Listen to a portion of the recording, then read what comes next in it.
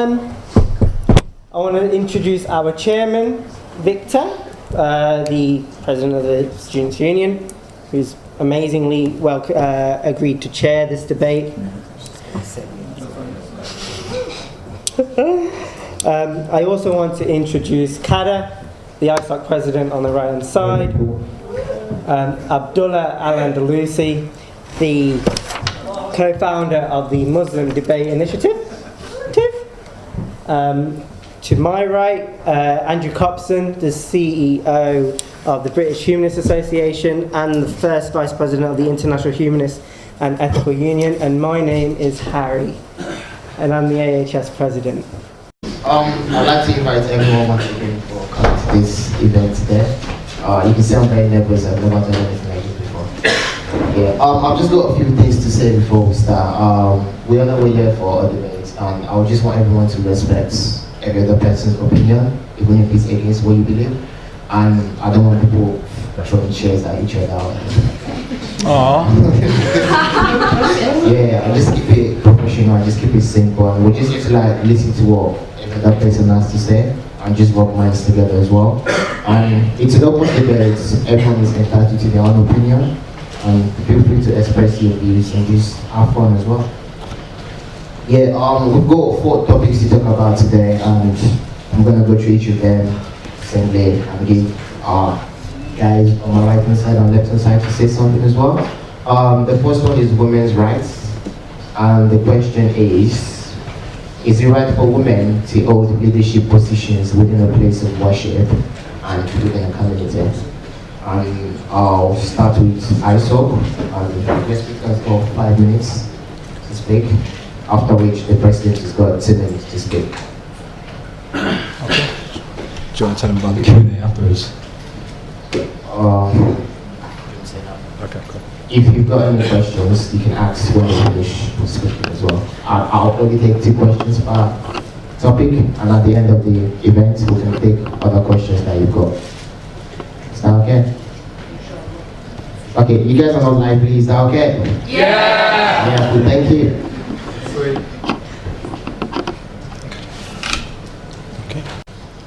Bismillahirrahmanirrahim. Alhamdulillahi Rabbil Alameen. As-salatu wa Nabi Kareem Muhammad wa alihi tayyibin wa sahbihi salihin. I greet you all with the Islamic greetings of peace. Assalamu alaikum wa rahmatullahi wa barakatuh. May the peace and blessing of God be upon you. Right, well, it's a very interesting discussion today with these 4 points. I wanted to thank the Student Union for hosting the event and the AHS for coming. My colleague Andrew Copson, always a pleasure. And we'll get straight into it, really.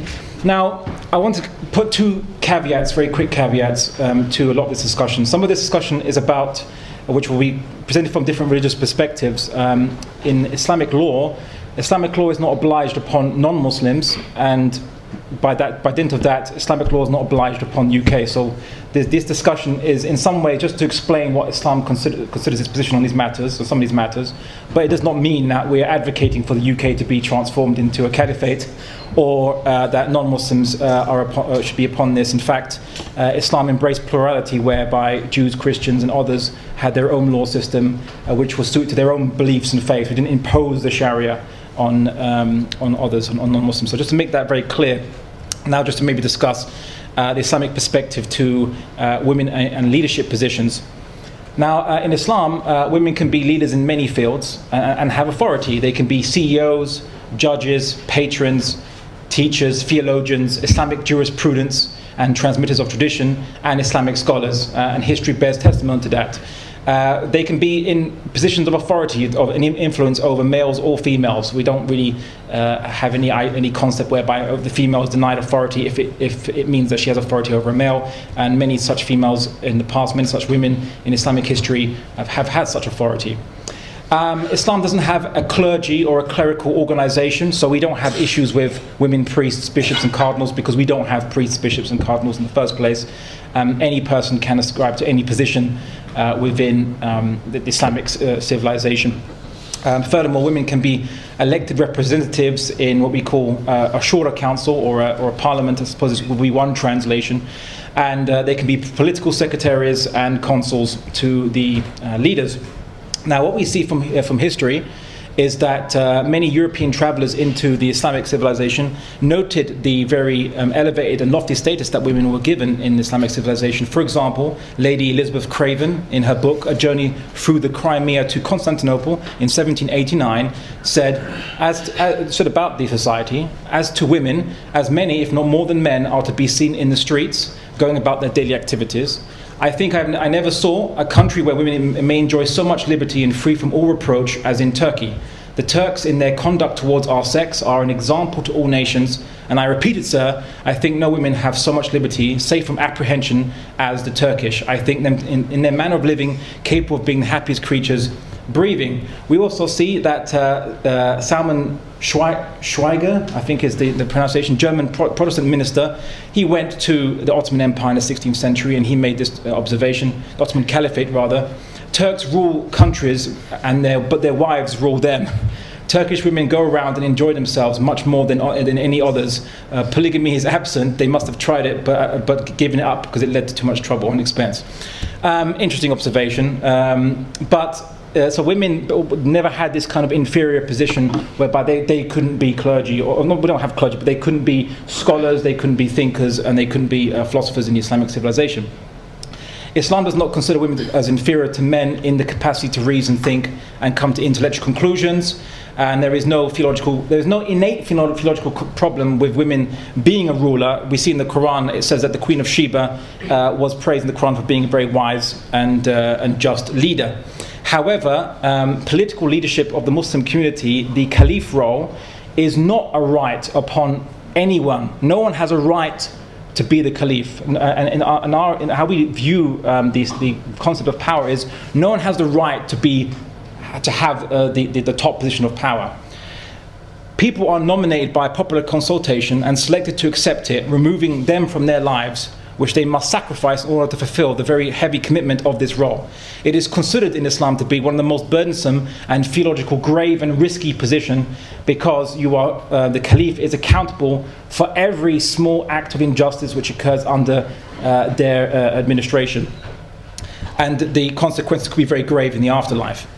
There is no privilege to this position, no salary and no aggrandizement, and the ruler must consult with others in discharging his office and has no choice in implementing the Islamic laws.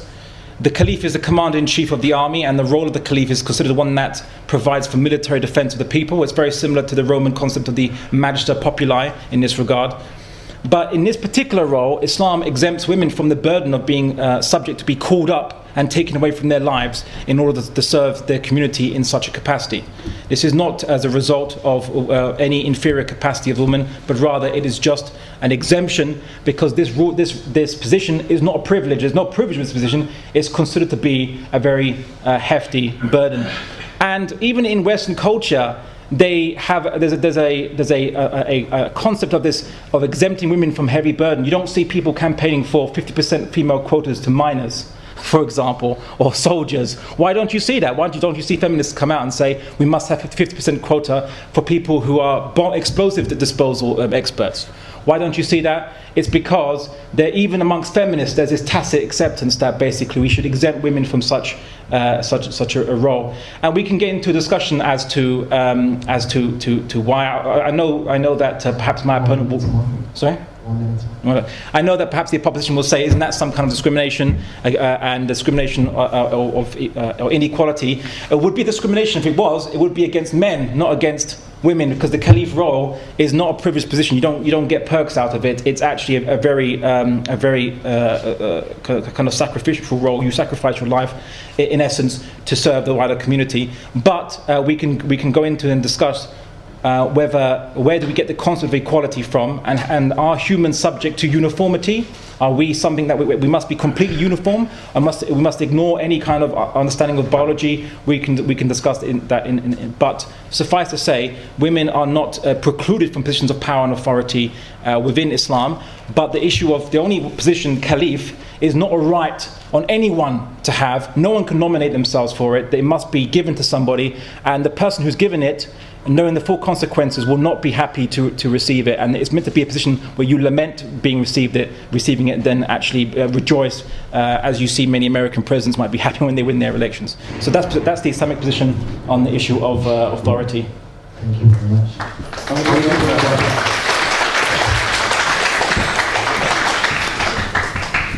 You've got 2 minutes. 2 minutes.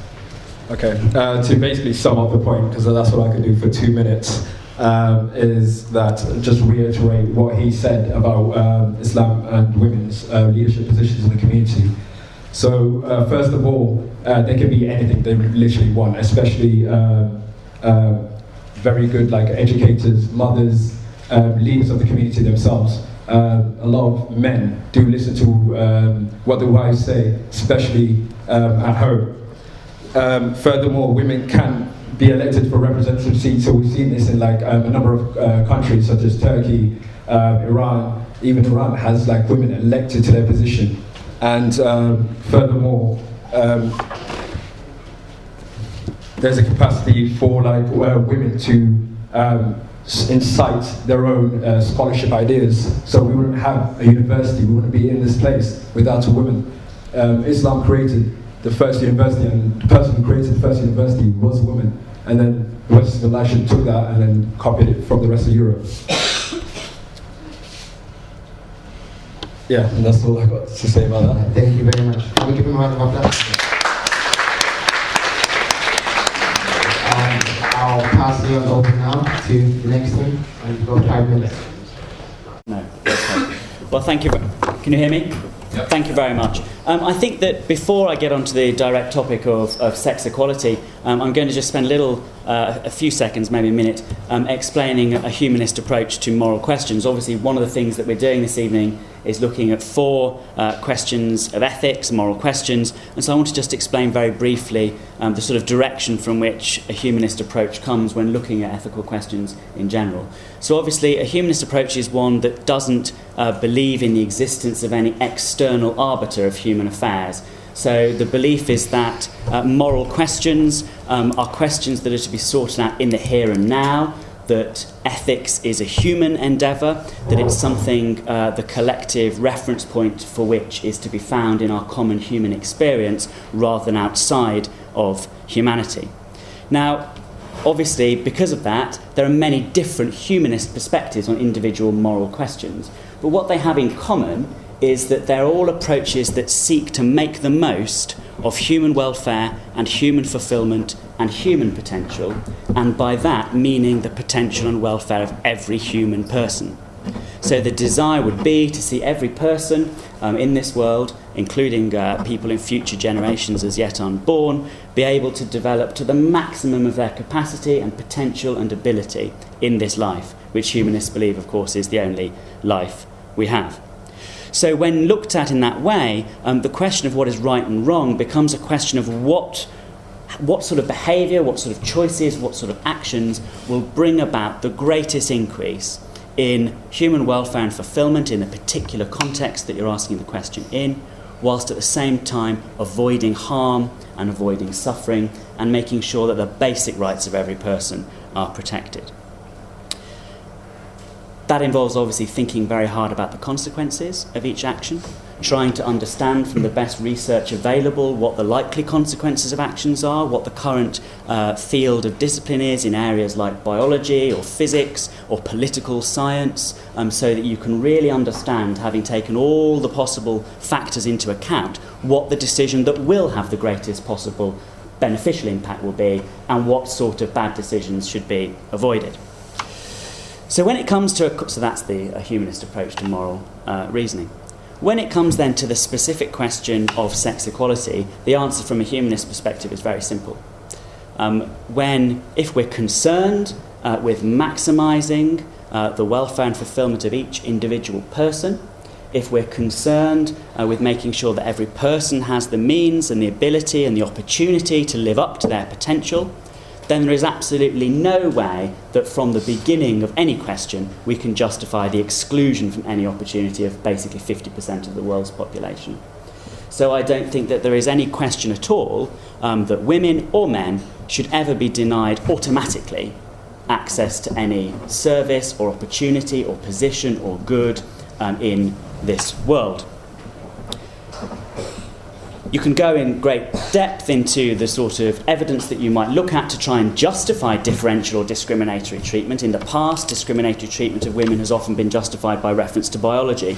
Oh, it's terrible, women are unfortunately incapable by their different biology of taking this decision or that decision. The word hysteria, the origin of the word hysteria, you know, the idea that you go into a flat and can't make a decision.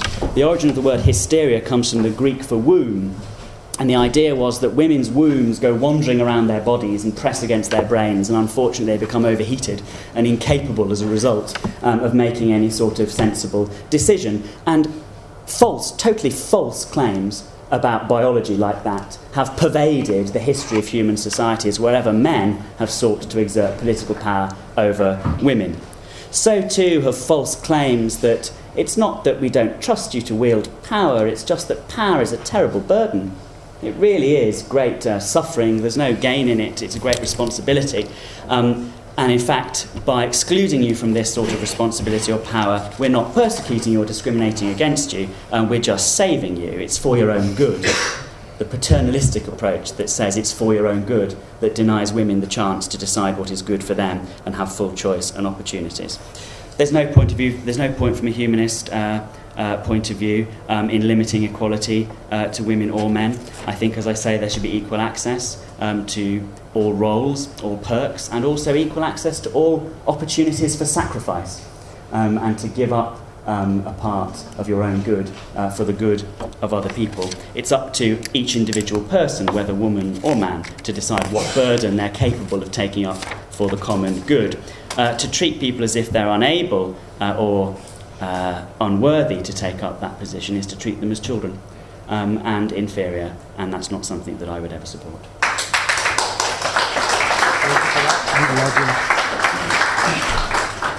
You've got 2 minutes. Thank you. So I've got to follow that. Amazingly spoken. It begs the question how the ideas of the past, the ideas that were bound by the men who wrote these paternalistic texts in order to argue how people should live their lives, supposedly due to God-given will, and how to control these people, how to control women especially, through oppression, through means of control, and how they've slowly trickled through generations and generations, and how they've stagnantly they're still there. They still survive. For example, when you have roles whereby women, we don't want to burden them with that. Oh, why not? Surely we've moved on from those prehistoric versions of what women and what men can do. We are human beings. We are the beautiful gift of an evolutionary history, which should be, in all honesty, should be celebrated because of that. It is demeaning, it is insulting, and it is not very nice, should we say, to continue to argue this rhetoric of segregating the two different genders. By doing so, all we are doing is stagnating this view further. By doing that, what we are also doing, if you really think about it, is developing this within our mind that this is the way it is. So, for example, if we see women as this vulnerable, susceptible human being which can't control their emotions or whatsoever, how dare we, how do we allow them to take on such roles within society? They're not fit enough to do that. Surely we've come further away from those views and those beliefs, and probably we haven't, unfortunately. Yeah, that's me. Thank you very much. Now I'm going to give the guest speakers 3 minutes each to counter-argue what each person has said. Who would like to go first? Yeah. Okay. I think that they might be addressing some points which are perhaps kind of Eurocentric issues with maybe how women were treated in the West throughout history. But in Islam, women aren't treated as inferior or children, or they're unable to do things, or that they are exempt from the caliph role for their own good. There's no narrative or discourse of that in Islam. Rather, Islam really just recognizes something, which is that humans are not uniform. and that human beings all are specialized. We have specializations, and we have certain proclivities, human nature and so on and so forth. Now, it doesn't mean that women are denied opportunities for sacrifice. Many women just being good mothers, it's a daily sacrifice that they have to go through. And I don't think I could cope with what I've seen my mother go through, not because of me, of course, but just trying to be a good mother, or even women who go out and be good scientists, and even women who join the army, which Islam permits. Women can join the army, and they've sacrificed their life in the just causes. So Islam doesn't prohibit these things, and we shouldn't. Perhaps project a very Eurocentric history onto the Islamic civilization, which they're probably not doing, but they probably wrote their presentation in anticipating perhaps another opponent, probably. However, Islam believes that we're not just individuals, that we are social creatures, that we have different specializations. If aliens came to Earth and they studied humans, they would have seen, well, what's these two types of humans? A man seems to be a modified female, as Lewis Wolpert, a biologist, mentioned in his book, Why Can't a Woman Be More Like a Man? The Evolution of Sex and Gender. Right? So evolutionary biologists have concluded that there are basic proclivities, and there are differences, that men have more testosterone. They're more. This has certain effects, which you can see by differential of numbers between prison statistics. More men in prison than women, and a number of other things they notice with developmental stages of a child. Now, all Islam says is, it doesn't say that, women can't do it, and they must be prohibited from doing stuff. No, it doesn't say that. Women can participate and have participated in ruling, in advising the Caliph, being the Caliph's advisors to Caliph Umar, one of the companions of the Prophet Muhammad. He had a woman as his advisor, and there were women street judges, not like Judge Dredd, but street judges. We have a concept of going out administering justice in marketplaces and so on. Women can do that. That's not a problem. The issue is that the Caliph idea is more of an extrapolation of the men's role, which Islam defines, which men ought to be specialized to, which is defense and protection of the community, which might require physical defense and protection. And Islam just apportions that to men as part of a higher narrative. Now, if you are an individualist and you want to believe that there are no higher narratives for human beings, then that's fine. We can ignore biology, and you can say, let's just make up the rules for humans as if biology, evolution, or whatever belief you want to believe in had played no part and has no effect. We're just disembodied intellects that float around and can be put in any particular situation we want to, absent of any context that we emerged from. So all Islam is, it's not saying women can't do stuff, it's rather saying that there are certain specializations within the human species, and Islam encourages humans to play up to certain proclivities. It doesn't say that women are incapable or unintelligent. As I said, the Queen of Sheba is praised in the Quran as being a wise and just leader. If Islam was against women ruling, it wouldn't have praised the Queen of Sheba in the Quran. So we just have to avoid strawmanning traditions, because maybe Europe had a very bad past of how it treats women. Doesn't mean that every other civilization has the same perspective or even the same worldview. Thank you very much.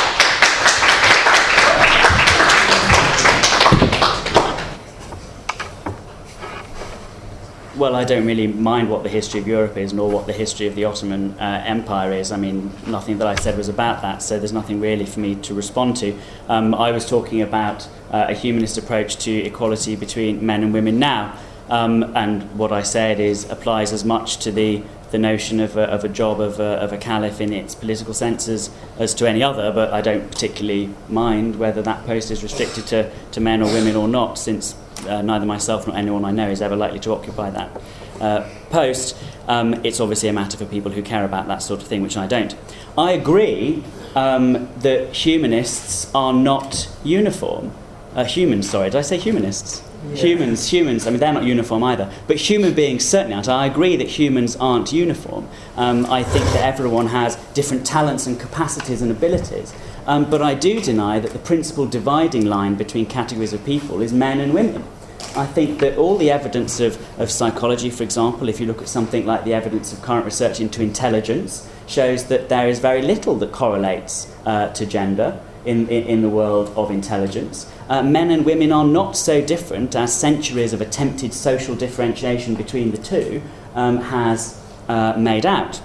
Now, of course, there are physical differences that are very obvious in the right circumstances between men and women, and obviously those differences have a biological function, But I'm sure we've moved beyond the point at which biology dictates our whole society. I mean, biology is no longer the foundation of the civilization that we live in. If it were, then half of us would be dead for a start, because we would never have cured ourselves in infancy through medicine or other technologies of the diseases that would have killed us off.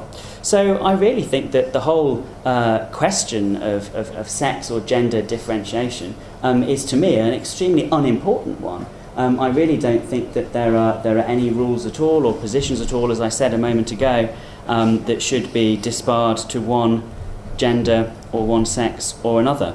Apart from that, there's nothing really in what was said just now for me to argue against, because to some extent, of course, we just take a fundamentally diametrically different sort of position. Yeah, that's it, yeah. Thank you very much for that. I'm going to open it up to the audience now if anyone has got any questions. Don't be shy. I've got someone up there. I'm looking for 2 hands. I've got one. Any women? Exactly. First of all, to be Muslim, you have to accept that it's revelation from God, and there is wisdom behind everything that He tells us to do. And as Muslims, our ultimate goal is to become closer to Allah, one God, the Arabic word.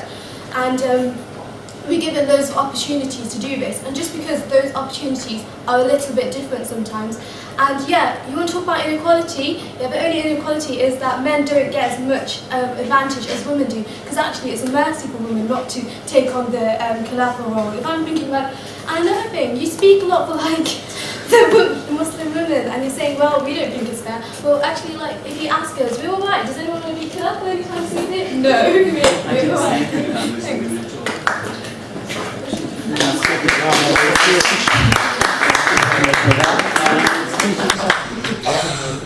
I didn't say anything about Muslim women at all.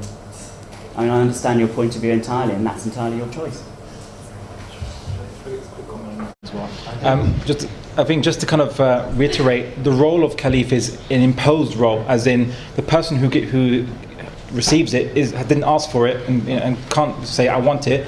And if in fact they do, they disqualify themselves, but it's imposed. They are selected in one way, almost against their will. They're selected to do it. So it's an imposed role, not a role whereby you say, I want it and I want access to it, and then you get it. I think also just another point. I think it was just very interesting is.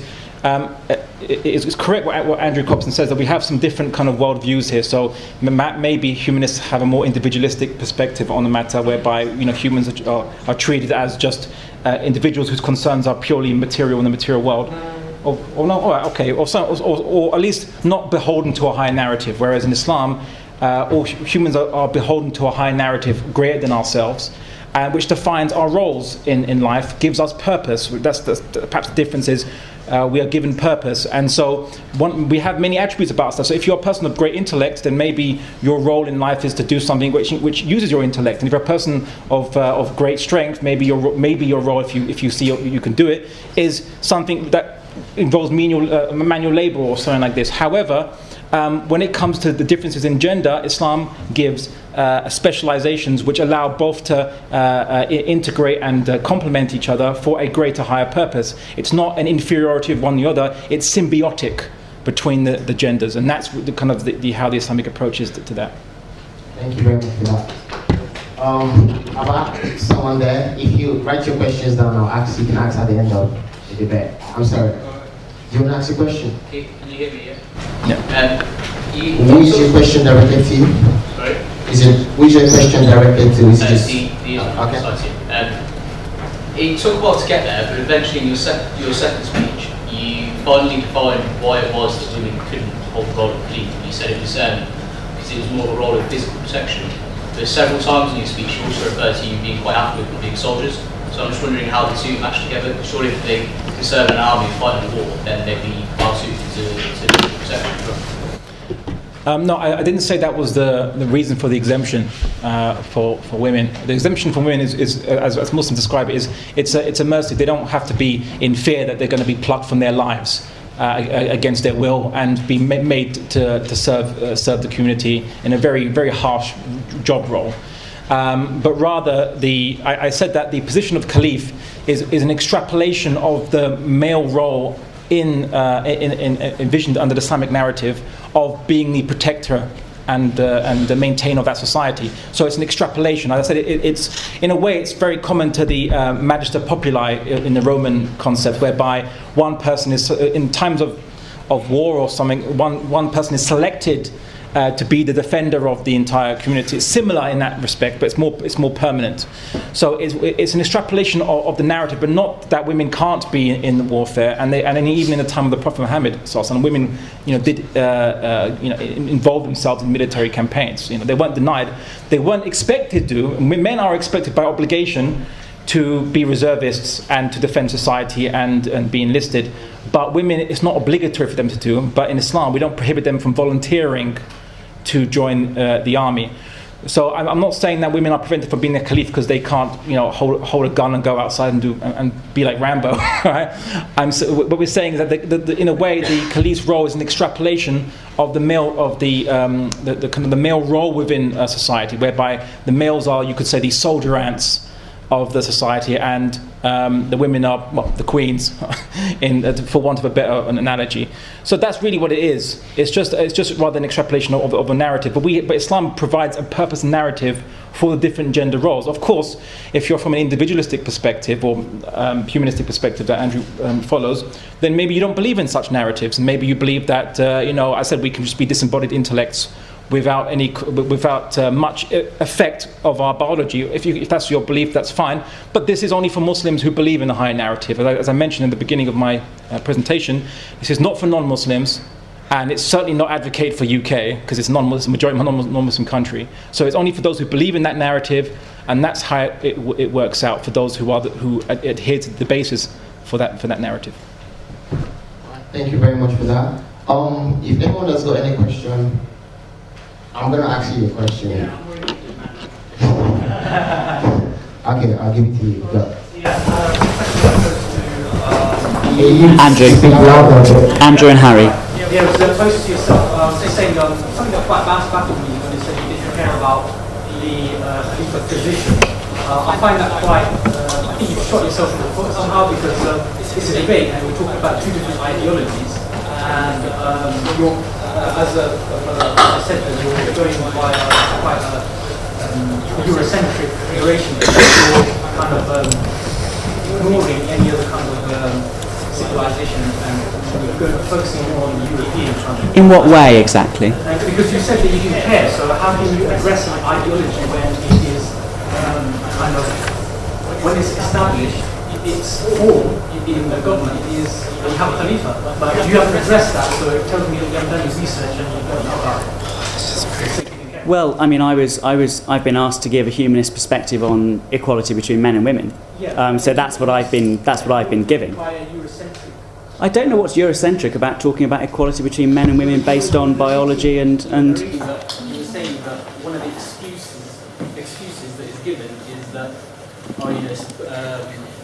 that we're going to try and save you, but that is actually a narrative in the European sense and not in the Islamic civilization. Okay, I understand your question. I think that the idea that the exemption of women from certain categories of duty is a mercy or is a benevolent act has come across in what's been said about the particular position of the Caliph. It's certainly also present in European civilization and in civilizations in most parts of the world. I mean, Mary Wollstonecraft in the late 18th century in England, when she wrote her Vindication of the Rights of Women, talked about this specific proposition. She talked about how men, often when they wish to reserve a certain power for themselves, will say things like, it's a mercy for you not to have to do it, you don't need to worry about this, and you're exempted from this great duty or burden.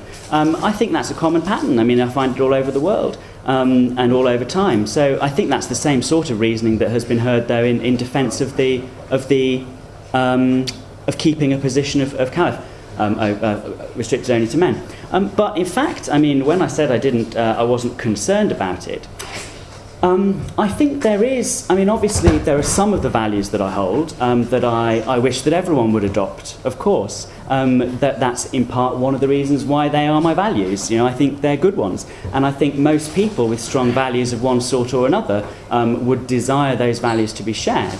But I also recognise that when it comes to the self-organisation of certain groups or people for their own specific purposes, there are roles and responsibilities and jobs that they may wish to restrict to certain people based on different factors, one of which might be sex. And I think that in a situation where everyone involved has consented to that restriction, there is a case for saying that other people shouldn't interfere. And so that's what I mean by that I'm not particularly concerned about that position. Now, if I were to, and that's why, for example, when sex equality laws were brought in the UK or in other parts of Europe, there were various exemptions from them for things like imams and priests and so on, saying that those jobs could be restricted to men in UK employment law. Unless the groups involved decided they wanted to open those jobs up to women, which has happened, for example, today in the case of the Church of England. So that's my meaning when I say that it doesn't particularly concern me, that role. Of course, in a broader sense, I wish that everyone would embrace sort of full gender equality, but I think we have to recognise we live in a world where not everyone is going to agree with each other, and so I think sometimes we have to recognise that right to disagree and to organise in a different way. But I don't think that's a Eurocentric position at all. I'm rather confused by that charge. Nor do I think that human beings can exist as disembodied intellects. We are very clearly embodied personalities, and that does restrict what we can and can't do. What I deny is the idea that the main dividing line between groups of people is gender. Thank you very much for that. If anyone has got any more questions, there's some papers being passed around. If you just write your question down, we'll be able to ask at the end of it. Oh, okay. Just a brief question to yourself. In Islam, it is harmful for a woman who's on a period to go into mosques or pray, stuff like that. And I think when a woman is on a period, that's a very natural thing. So I'm just wondering, why does Islam discriminate against that? Okay, well, so your question is, why does Islam prevent women from praying while they're on their period? Or going into a mosque? Okay, I mean the issue is it's about just ritual purity for ritual prayer. Women can make supplication whatever their state, and so can men, right? You can always make supplication. Christians only make supplication, right? No, Christianity doesn't have a ritualized prayer apart from the once a week mass services, whereas for Muslims we have 5 times a day. During the time when women experience a period, they are exempted from doing the ritualized prayers as a mercy, because they might be feeling weak, they might be feeling a whole number of things, whatever the case might be, they're exempted from it. But at all times they can always make supplication to God. There is no restriction. It's not like the channels are shut off between you and God while you're on your period. None of that. So it's only for the ritualistic prayers, the 5 times a day ritualistic prayers, they are exempt from doing that while they're on their period. Also, if a man is cut and bleeding, he can't pray while he's bleeding as well. So it's not the issue of women become intrinsically dirty. No, it's that blood itself negates what we call ritualistic purity, wudu, and so that has to be stopped before that person can pray. So it's not about just women. Man's blood invalidates a man's ritualistic purity too. So it's not about men and women. It's just about the state of someone to do a ritualized prayer. I think I would just like to just add one kind of interesting thing. We talked about from the humanist perspective. This perhaps would be a perspective that I would like to argue one particular point: the issue of equality. I would say that equality can't be justified without reference to a greater narrative, a divine being which establishes equality. Because humans, as you said, humans aren't equal. But if humans aren't equal, and certainly in nature, nature doesn't care about animals being equal, then they're not the strongest might survive, or the ones who are more fittest to pass on their genes will be able to do so, and the ones who are not. Nature doesn't care about equality and making sure everything's equal. So then where did we get this concept of equality if nature doesn't care about equality? The only where we get it from is that in the eyes of God, as Muslims we believe, all humans are equal in the eyes of God. Your soul is fundamentally equal in the eyes of God. However, you might have been born in a rich family, you might have been born to wealth, you might have had intellect or great strength or better immune system or a whole number of advantages you have in life which other people don't have.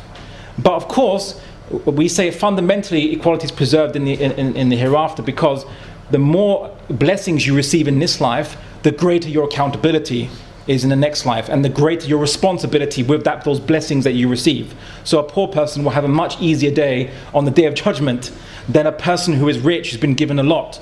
So I would say that if you don't believe in a God, then the idea of equality is just a vestigial remnant from the Christian past, which liberals or humanists imported or kept preserved, but they lack any basis to justify, except to say, well, I like this idea. Well, that's great you like it, but you can't justify it. Whereas I would argue that those that had a religious background, either Christianity or Islam, there is a basis to justify it, because in nature, nothing's equal. Nature doesn't care about equality. Evolution doesn't care about equality. It doesn't exist. So how are we equal? I'd say in the eyes of God. I realise there are 3 more questions on the agenda, and the chair has been cavalier with the running order so far, which I suspect might be his natural style, which is fine with me. But I think I would like to just respond to that point, if that's all right. There are 2 claims that have been made there. Firstly, that the idea of equality between human beings makes no sense if you don't have a divine guarantor of it, a divine reference point. And the second claim seemed to be that actually, if you believe in life after death, that's a greater idea of equality, because people who've suffered in this life will be better off after, and people who haven't will be worse off after. They seem to be the 2 claims. But to take the first one, the idea that equality only makes sense if you have some sort of divine arbiter for it. Well, clearly there are societies across the world that have evolved theories of equality that have had nothing at all to do with a monotheistic God. That if you look at the idea of equality before the law in ancient Athens, it was explicitly based on the idea of this being a contract between human beings with no divine intervention between it. Isonomia is the Greek word for it. There are clearly various other non-Christian, non-Jewish, non-Muslim, non-monotheistic ideas of equality. This isn't to say that any society has totally lived up ever to the idea of equality. Certainly even Christian and Jewish and Muslim ones haven't.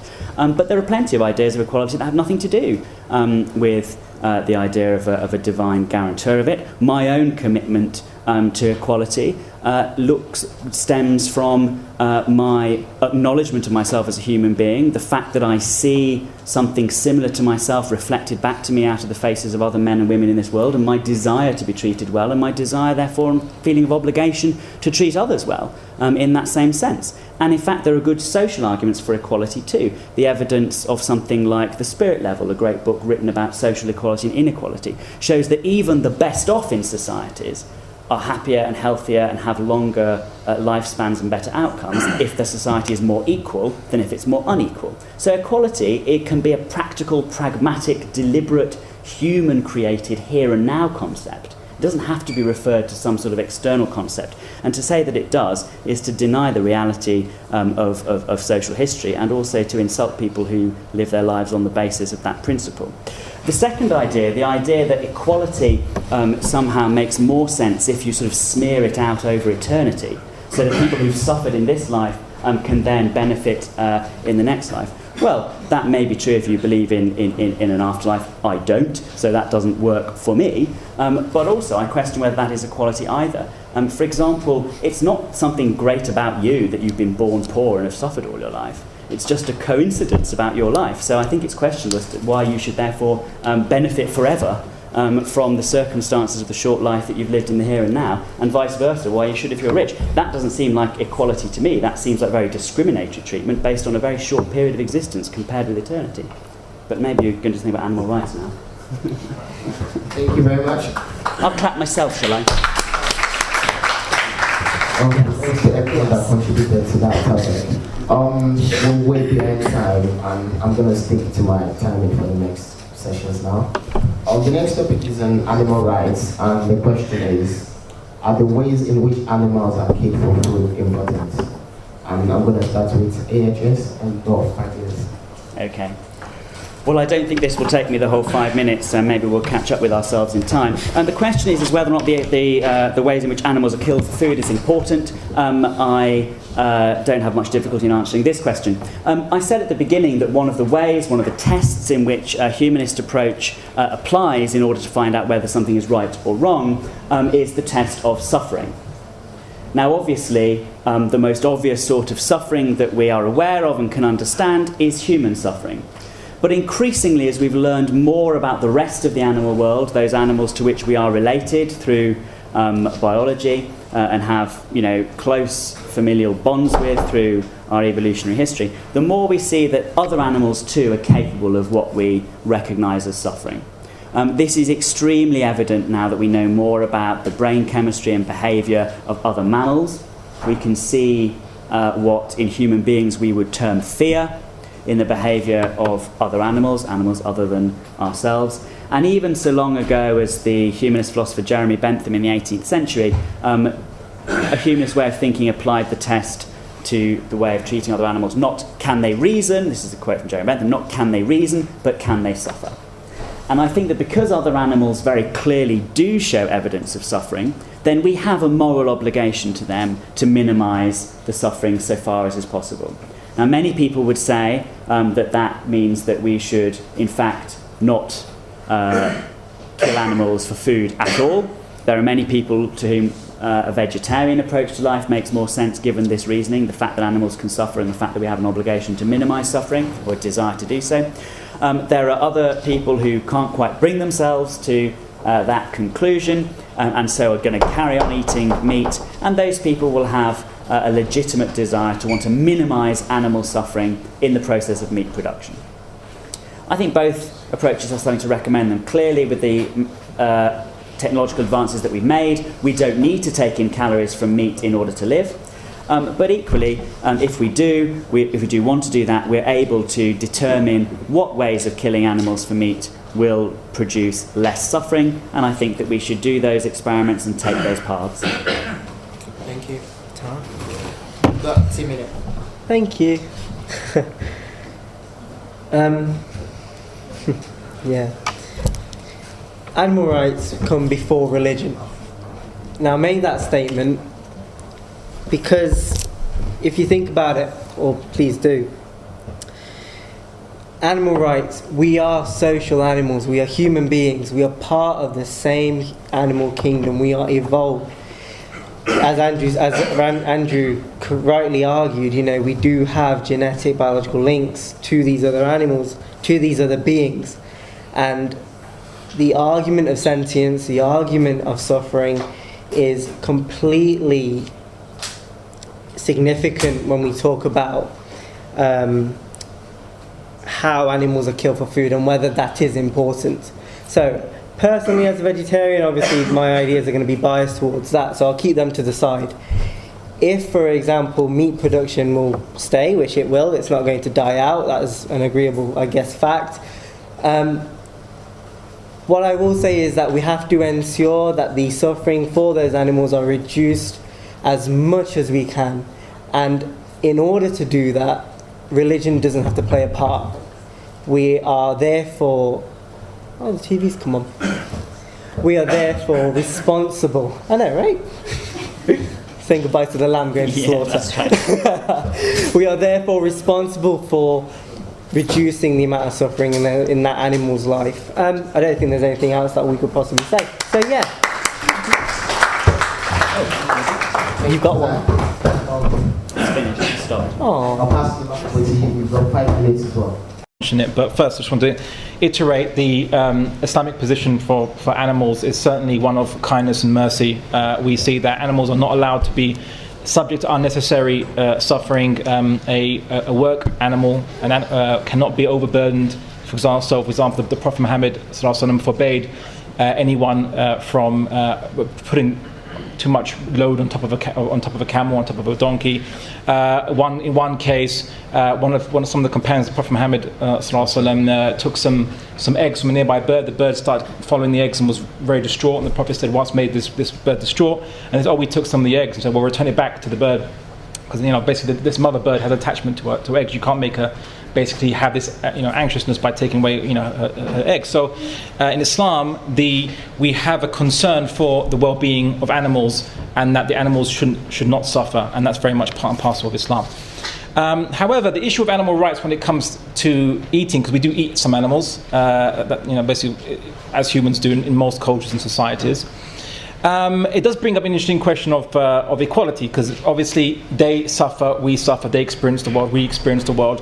Could you not argue that they deserve equal rights to human beings because they have a similarity? Of course, someone might say, but they're not having the same intelligence as human beings. Okay, but then if that's your logic, then would you say that those who are, let's say, not as intelligent as you, amongst other human beings, also deserve lesser rights by that same criteria? Does intelligence necessitate rights? So how do you justify equality from a material perspective? Right, even the ancient Greeks, which you cited, they didn't treat women and slaves equal to their males in ancient Greeks. And I think it was Aristotle, or could be Plato, I forget which, who said that identical things should be treated equally. But humans aren't identical. So how would you justify that? And also animals are not identical to human beings. So I think that was probably maybe a response to maybe your previous point, just to show that it's still not as clear cut, because even the ancient Greeks had inequalities, and they justified those inequalities, saying that women and slaves are not identical to free men, and so don't deserve to be treated equally, even though they espoused equality, the idea of equality. So everyone has a different idea of what equality is if you are trying to base it on an arbitrary materialistic perspective. And just having similarity of something doesn't guarantee equality. I could say that chair is equal to me in having matter, but does that mean me and the chair are equal? No.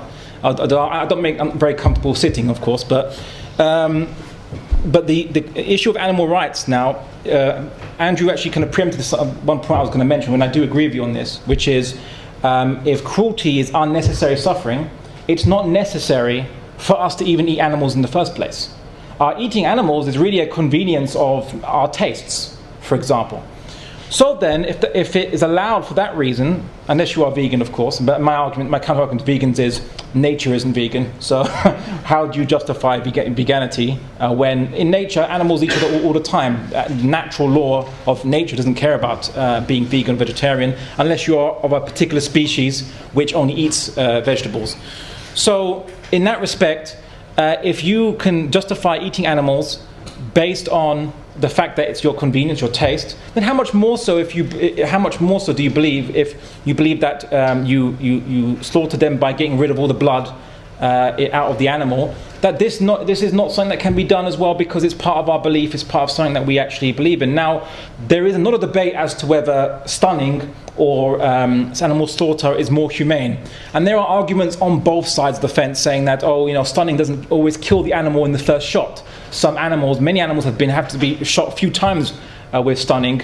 According to Animal Aid UK, in one Somerset slaughterhouse, 12.2% of sheep had to be stunned more than once. 89.6% of pigs had to be stunned more than once, although I don't justify eating pigs, of course. But in Dorset, 12% of cows, and in Derbyshire, 2.5% of cows had to be stunned repeatedly. And now that causes pain. Now there is a debate, and I'm not going to wade into a statistical and scientific debate as to whether animals feel more pain if you cut a jugular vein and wait for the blood to be drained out, and they just die from loss of blood. And also as blood loss occurs, they have shock and they have less feeling. Of course, I'm not going to have a scientific debate on this, because that is still being debated by scientists, and none of us here are scientists. I don't think anyway on this matter anyway. But what I will say is that if you justify that animals can be slaughtered for meat because of human convenience and taste, then how much more so would you have to also permit, morally and ethically, that animals can be slaughtered by a ritualistic method based on people's beliefs? And of course, even under the ritualistic method, it is not gratuitous. In Islam, there is many rules. I can't speak for Kosher, of course, because I'm not a Jew, and they know better than I do. I haven't studied it. But at least in Islam, the animal is not meant to witness other animals being executed. They're not meant to be mistreated, beaten, or hit, as they are done in many industrial farms today in European countries and around the world. So Islam, you have to treat the animal with respect, and it's purely that the animal doesn't see the knife until it's just about to, the ritual slaughter is about to occur, and that's it. Really, in Islam, all that's required is that the animal is not basically killed and dead while still having blood in its veins, because we view that as carrion. Basically, you're eating the carrion meat. So this is really just a rule. So on that basis, we must be then consistent.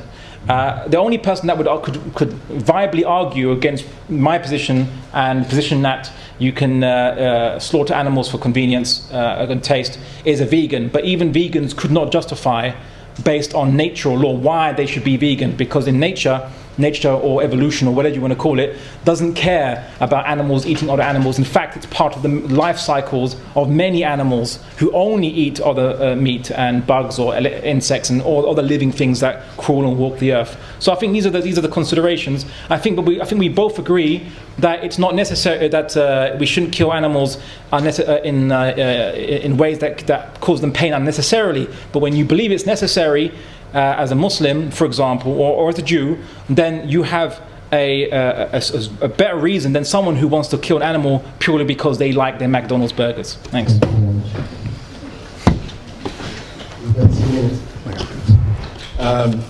The ways which animals we could limit suffering has not existed yet, because even both worlds, even religious or non-religious theologies, have never come up with except for Islam, have never come up with a certain way of killing the animal quickly to lessen its suffering and to feed us.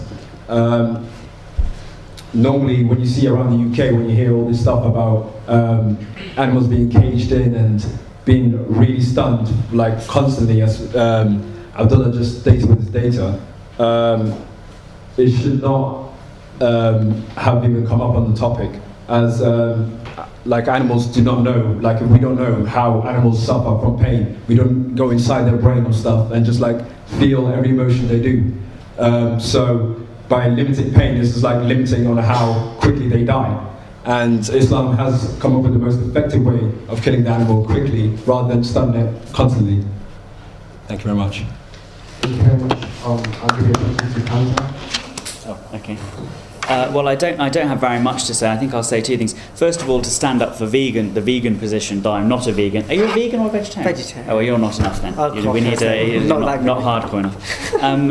I mean, a vegan, to say that it's an argument against the vegan position that in nature there are, human beings are not vegans, or that nature is not vegan, is not to argue against the vegan position, because the vegan position is not that they're going back to a state of nature. The vegan position is that animals suffer through the processes of meat production and meat slaughter. A vegan does not want to be a party to that suffering, does not want to be committing that suffering on other animals, and has therefore said that they will not do so, has conscientiously refused to do so. Nature's got nothing to do with it. I don't see how nature comes into these moral questions in a negative way at all. So I think that nature is a red herring in terms of animals and their suffering. I agree with Abdullah that the thing to do primarily is to find the means of animal slaughter which causes the least suffering. I disagree about the extent to which the experiments that have been conducted and the expert literature has or hasn't identified that. The Farm Animal Welfare Council in this country did say that pre-stunning of meat is the best way to guarantee a reduction in suffering. But I think I agree that neither of us are scientists on this matter, and there's very little point in getting into the technical details. However, we have at least reached some agreement, which is that the decrease in animal suffering is desirable, and we should be led by the evidence as to what really does most decrease animal suffering. However, Abdullah then went further and said that even were the amount of suffering to be greater under the methods prescribed by a religion, then still it would be okay, it would be moral to allow those religious exemptions from animal slaughter laws, because we ought to give a greater respect for religious prohibitions and rules than we do to matters of other taste, other preferences.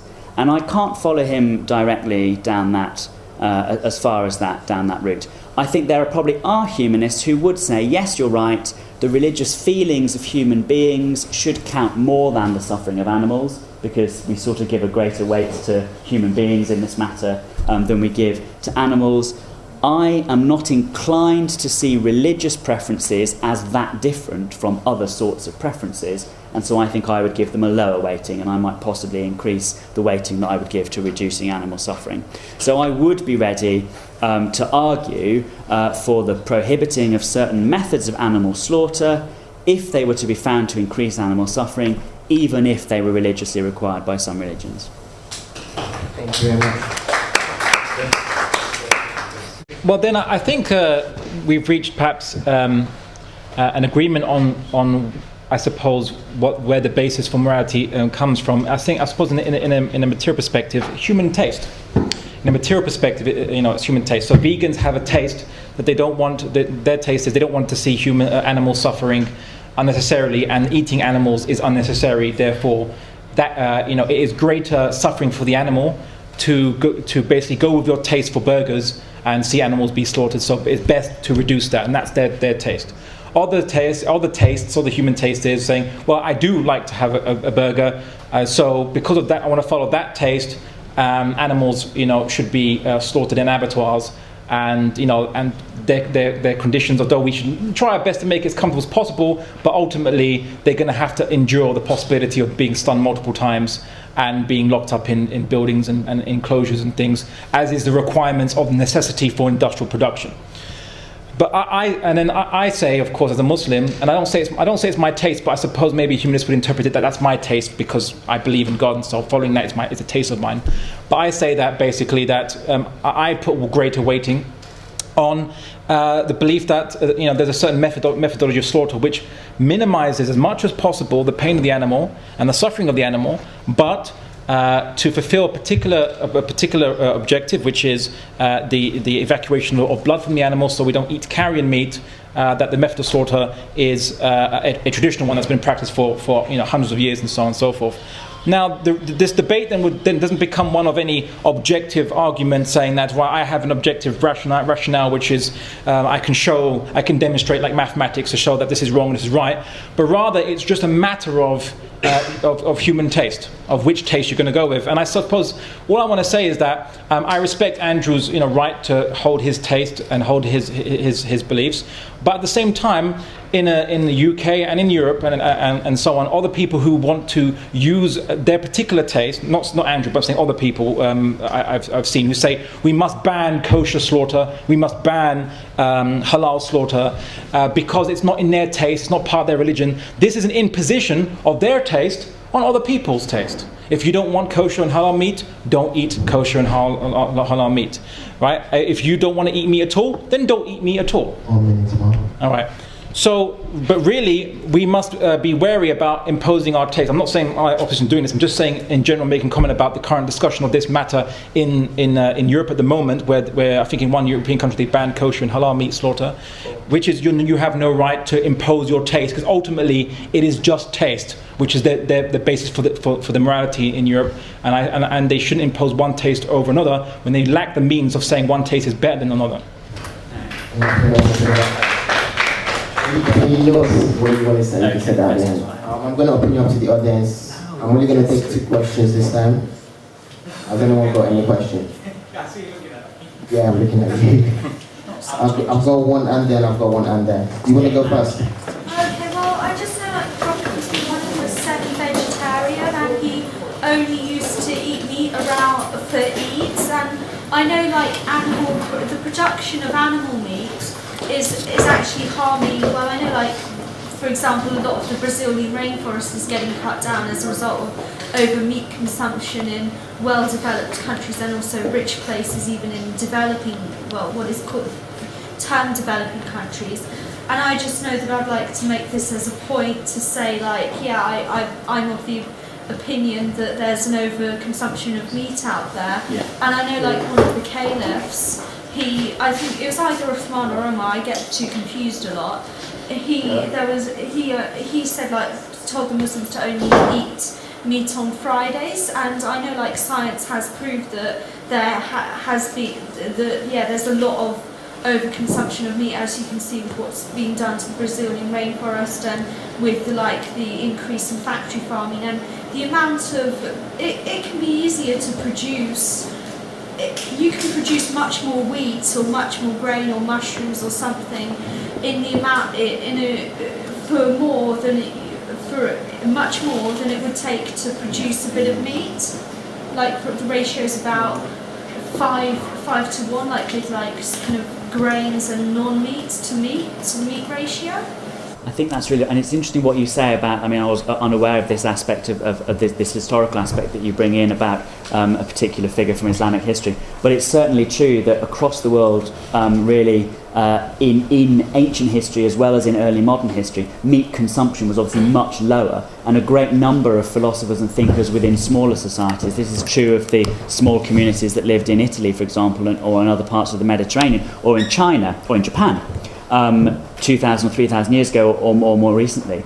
There were a great number of thinkers who made the same point that you say that this person in Islamic history made, which is, eat little meat, eat less meat. And I think that's smaller societies that were much more dependent on smaller scale agriculture and much more aware of the importance to eat less, of eating less meat and relying on other crops as well for health and for the health of the environment around us. And it is a problem with mechanised, industrialised production today that has given us the liberty and freedom to eat more, which is not really very good for us. I mean, I think you're absolutely right. I concur. Thank you. There was an hand just behind there. Do you have some question? Yeah, Andrew. Just a while back, you said something about religious feelings. And from a humanist, before I start, I'm quite tired and a little bit nervous about talking about some people, so You're doing very well so far. I apologize in advance. But from a Christian point of view, which is in several aspects quite similar to a humanistic point of view, having respect for other people and their beliefs and their preferences, don't you think you may have contradicted yourself in saying religious preferences or how people feel in terms of religion? According to the Bible, it says it's easier for heaven and earth to pass away than it is for one title of God's law to fail. And another part, love your neighbors, you love yourself, translated into, from Greek, the original Greek translation says, love your neighbor for he is as you are. Now, for religious people, or for certain religions and rituals and spiritual beliefs, Why did you said I've contradicted myself. Why did you say the two? You're going to get to that. Having respect for animals based on how they feel or their suffering and whatever. Islam, from as old as it from time ago, has tried essentially to reduce animal suffering. Same today, and with Christians who are allowed to eat meat. And so as long as whatever religion it is that believes in a God and believes in everything that God says should happen, wow, I'm really tired, sorry. If everything they believe in includes having respect for animals and then being able to kill them and eat them after killing them, and they do their utmost to reduce animal suffering, and you say that you would put animal suffering above religious feelings, haven't you contradict yourself in saying that people who believe in everything their religion has? Yeah, I think I understand your question. Yeah, I think I understand your question. I'm not quite sure what the two. Sorry. So give me a Red Bull. I'm not sure which two specific things I've said which you think contradict each other. What was the first thing I said? Shall I just tell me the two things. So on the one hand, I said. You would put animal suffering above religious beliefs, yet everybody has the right to believe in whatever they want to. Yeah. So I said on the one hand that I put animal suffering above religious beliefs in some circumstances, and yet on the other. Basically, if you tell me that I shouldn't kill animals, or I should have more respect for how the animal dies than I should for my religion, you contradict yourself in saying that human feelings, or you contradicted your original standpoint of being humanistic and being able to believe in whatever. I see. I understand your point. So on the one hand, I've given a certain priority to human beings and their preferences, but on the other, I've said that there are circumstances in which human preferences, including religious ones, should be trumped by animal suffering. Yeah. Well, as I said, I think that I was quite careful to say this, I think there are humanists who would take a different approach. I think there are humanists who would say, actually, I value human beings so far above cows that I am willing to put a human being's preference above a cow's suffering. And then there are some people who would say, do you know what, that human being's, not being able to have their cow killed in their preferential way is not the worst thing that's ever going to happen to them. So what I'm going to do is I'm going to put the cow suffering above the human being's mere preference. Now, of course, then you have to try and think carefully about how badly the violation of that person's preference is going to affect them. And then you've got to try and weigh it against the suffering of the other animal concerned. And that's not a simple question, I agree, because real life is hard. And so are moral decisions. You can't just read your moral decisions off a list. You've got to be a whole person and think about these things for yourself. And so I think that my conclusion at the end of that, and this may be wrong, is that I personally look around, for example, the countries where religious slaughter without pre-stunning has been banned, where both imams and rabbis have found a way of certifying the food as edible nonetheless, and say, actually, the preferences of the individuals involved don't seem to have been violated to an earth-shaking extent, and they can always become vegans, but a large amount of animal suffering has been avoided. So I think if I were in charge of the world, which I'm not, probably thankfully for many of you, then I would have it that way around. However, there are others who would make an argument for saying, others from a humanist point of view, who would make an argument for saying, cows aren't all that. Even a human being's preference matters more than a cow's life and suffering, and therefore I come down on the other side of the argument. So it may well be an inconsistency. I don't think it's an inconsistency. I don't think I've contradicted myself. What I'm saying is that these moral calculations are very difficult in the real world. And I know where I sit on it. I know where I sit on that position. I would say, let's eliminate animal suffering and put human preferences lower than that. But other people may take a different view on the same basis. Thank you for that. Okay, I would agree to an extent of what he said. And basically, it's a debate about preferences between people. And I suppose my message to some kind of very hardline politicians and others in Europe and in England who want to ban ritual slaughter, Jews practicing ritual slaughter or Muslims practicing ritual slaughter, is that they don't have any basis except their tastes, and so they should refrain from being bigoted to impose their tastes on other human beings who have different tastes to them or believe it's significant to themselves, and ban them from doing something which ultimately is not objectively black and white if you don't believe in that particular religion, but it's just about your taste. So I would say that I think it was it Holland, I think, where the ritual slaughter was banned. I would say there are 5 countries now. Oh, there are 5 countries. Just to be clear, countries don't ban ritual slaughter. They ban slaughter without pre-stunning. So what they do is require pre-stunning. So I think it's wrong to characterise this as somehow a persecutory measure. It's in every country. It's been led by animal welfare experts. But if you look at the discussion, it always comes up firstly with, look at them Muslims, right? It's always, it's just like how France said. It's just like how France said they said the law is they banned any religious symbols in school.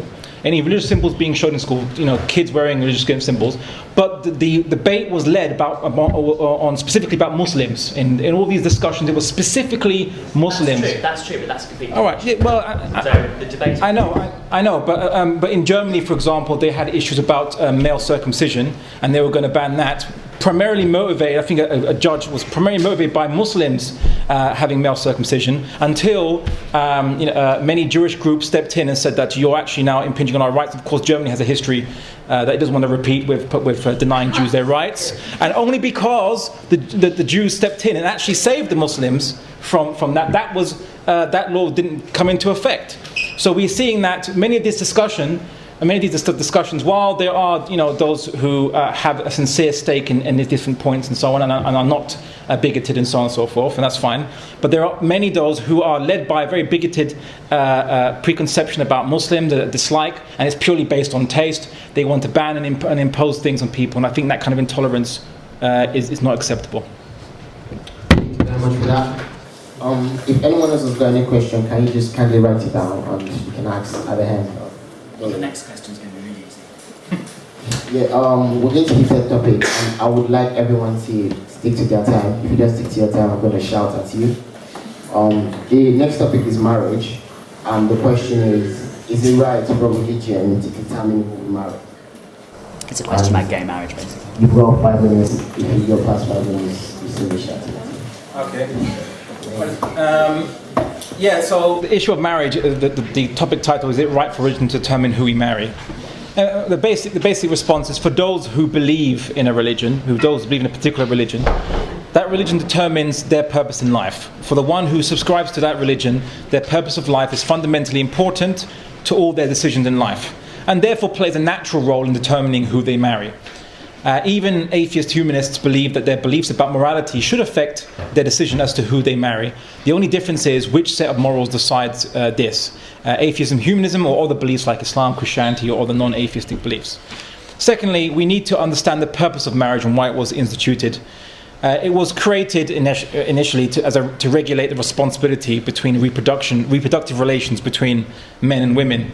In Western culture of individualism, marriage has kind of lost all meaning, since the idea of a legally enforceable social commitment that marriage requires is an anathema to individualism and now has no meaning. So how does marriage then differ from the laws governing casual sex between two relative strangers? There is no marriage itself is no longer the document of consent it used to be, and is rather just a vestigial affectation that we imported from our past. The benefits of marriage can be replicated in Western societies through other legal documents, like wills, adoption, power of attorney, and tax breaks. However, to change the concept of marriage merely renders it ceasing to be marriage, even if you'd like to keep the name, since by its very definition it is a reproductive commitment between a man and woman, because they are a man and woman wishing to engage in reproductive conduct. Everyone has an equal right to get married to a member of the opposite sex, regardless of their sexual tastes or where they lie on the Kinsey sex scale. If we are going to believe in a right of marriage, everyone should have the same right of marriage. But the definition of marriage is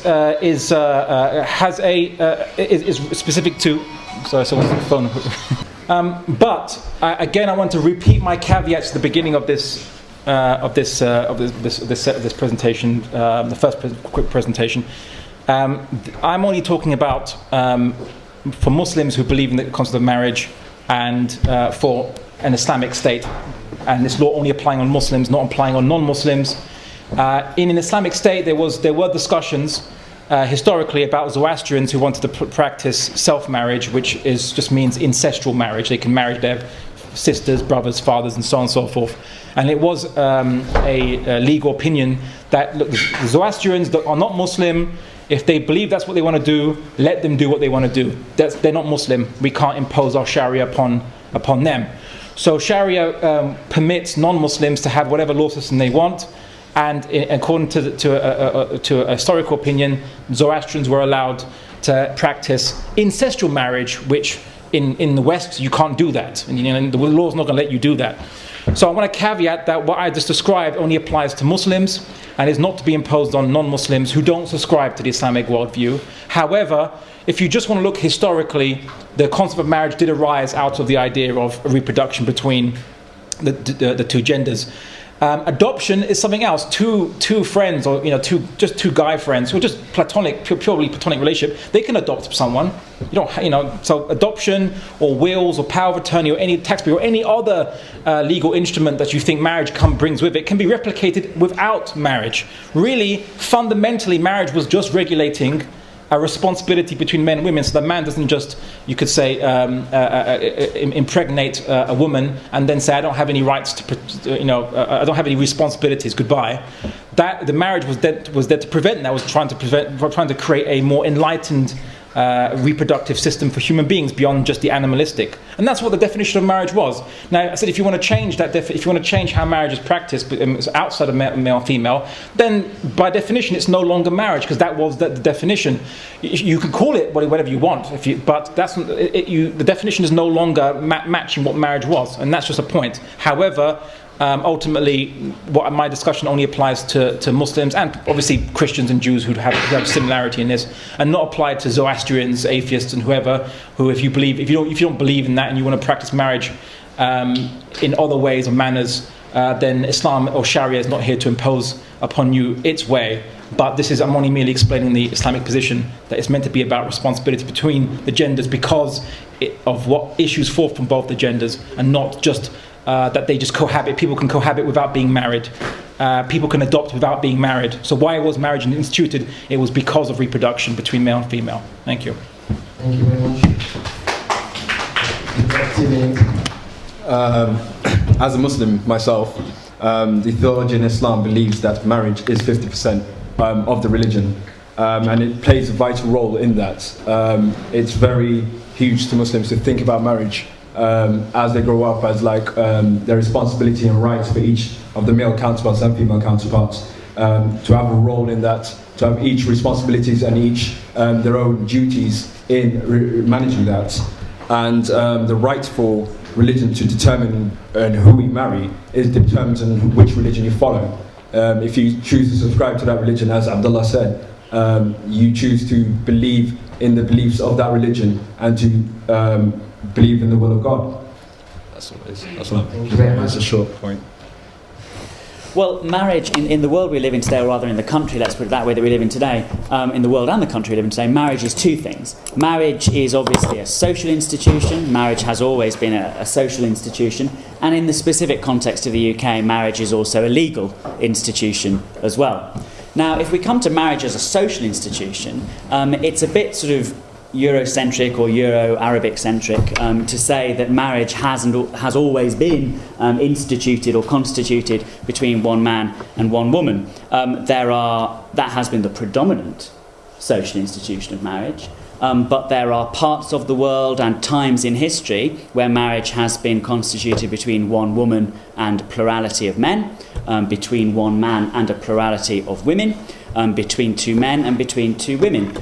There are all sorts of social institutions of marriage in Africa, in North America, in South America, in Australasia, in Asia, and also too in Europe and the Arab world in history. It's true that in Europe and the closer Middle East and in North Africa, one man and one woman has been the norm of the social institution of marriage, but there have been a wide variety of social institutions of marriage across that time.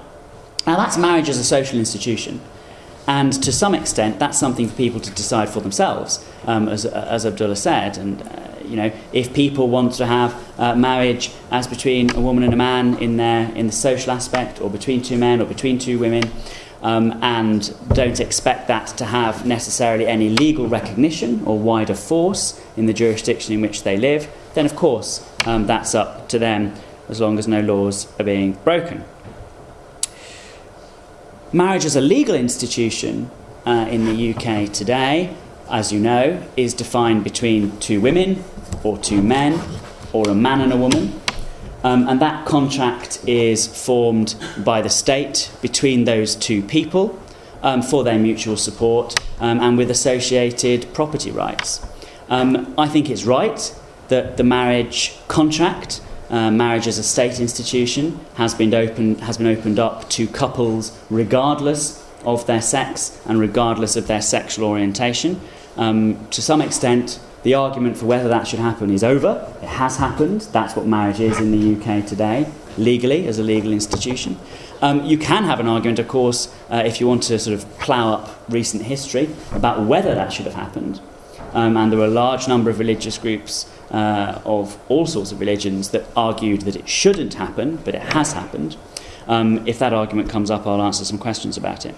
But otherwise, I want to say what I think marriage primarily as a social institution is in Britain today. So having said that as a social institution it has been extremely diverse over the world and across time, And having said also that as a legal institution in Britain today it has a very specific meaning, the three sorts that I've just mentioned, I also want to say something about its social value today in Britain. And I think that marriage, to most people as a social institution, does not have no meaning because of the modern Europe that we live in, but instead has transformed itself from a relationship about property and parentage and inheritance into a desire to have a stable and loving and committed partnership in this life between either two men or two women or a man and a woman. And I think that's the primary social meaning of marriage today, that love and commitment. And I don't think that the absence of any external arbiter makes it meaningless. I think it is still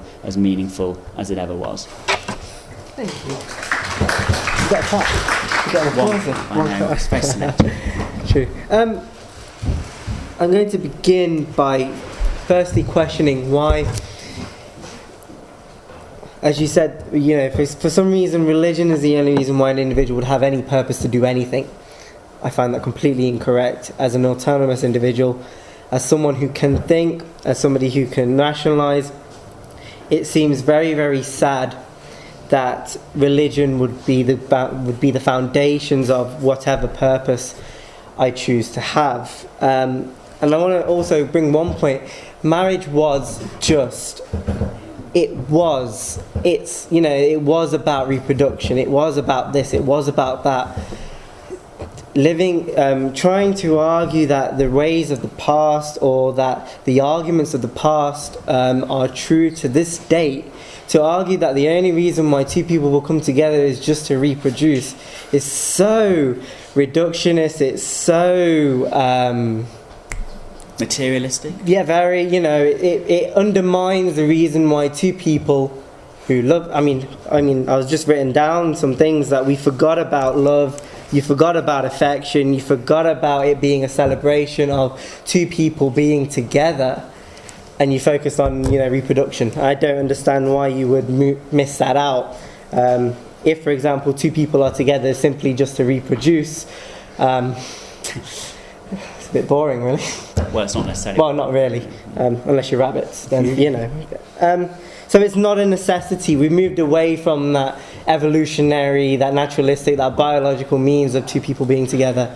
And the other thing is, quickly, why would you give religion such power over the autonomy of individuals who want to be together? Two people have found each other, two people love each other, two people care about each other. Who cares? Regardless. Yeah. Thank you. You're our favourite audience. There's a clap of each. There we go. Okay.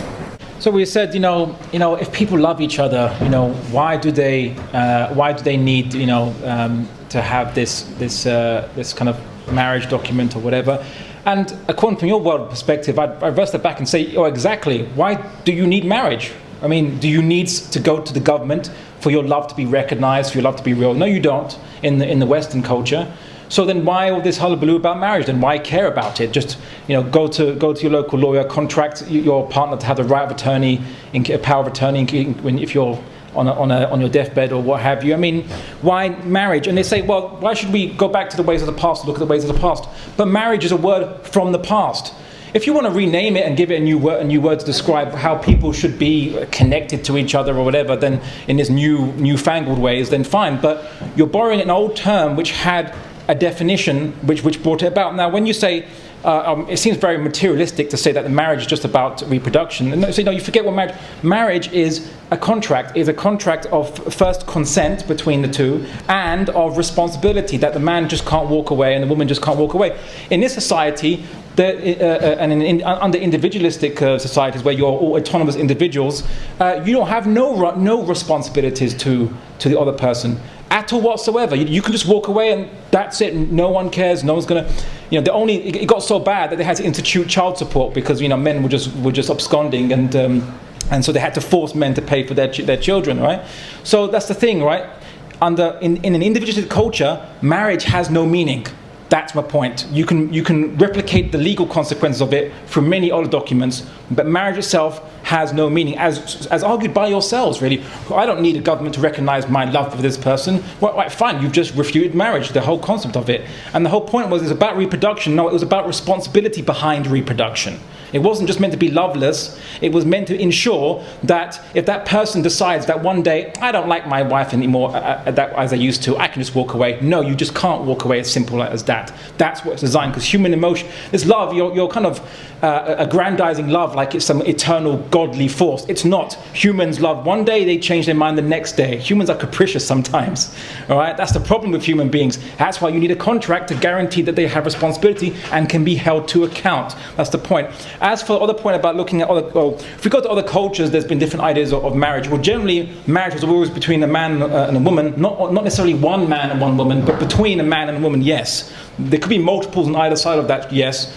But also, we can't go look at other cultures to say, well, if one culture somewhere there did it, then that must be acceptable. If that's the case, then we should legalize cannibalism, incest, and rape, because at some point there are other cultures around the world who consider that to be totally fine. You can't just use other cultures somewhere in some far off place to say, well, they did it somewhere at some point in time. That means it's justified. No, it's not. We have a objective basis as Muslims to say this is wrong, this is right. It's just because someone else does it doesn't mean that we have to do exactly the same. I also would like to say that this also affects other people. Christian counselors who don't believe in let's say same gender couples lose their job if they refuse to give counseling to keep a couple together, which they don't believe in. Now, you know what? The Christian guy, if a Christian doesn't believe it, you shouldn't force them or make them lose their job for following their conscience. Surely, can you not replace them with someone else to take his position? Why did you have to make them lose their job? Why are you imposing it on children in schools to say that this is an acceptable or equal life path? Well, that's actually the government interfering in the values of children, saying this value is right and this value is wrong. The government shouldn't be doing this if it goes against what the children's value believes in, or what their family believes in. So this is an imposition that's come on this. And the last point is whether we're autonomous individuals. I think science and observation shows that we're not autonomous. There's nothing about us that really actually came direct from us. We came from our genetics, our society, and so on. The only thing you could argue is free will, but free will is not materialistic. You have to believe in a God or a soul to believe in free will. Otherwise, we're just deterministic creatures. But that's a different discussion. Anyway.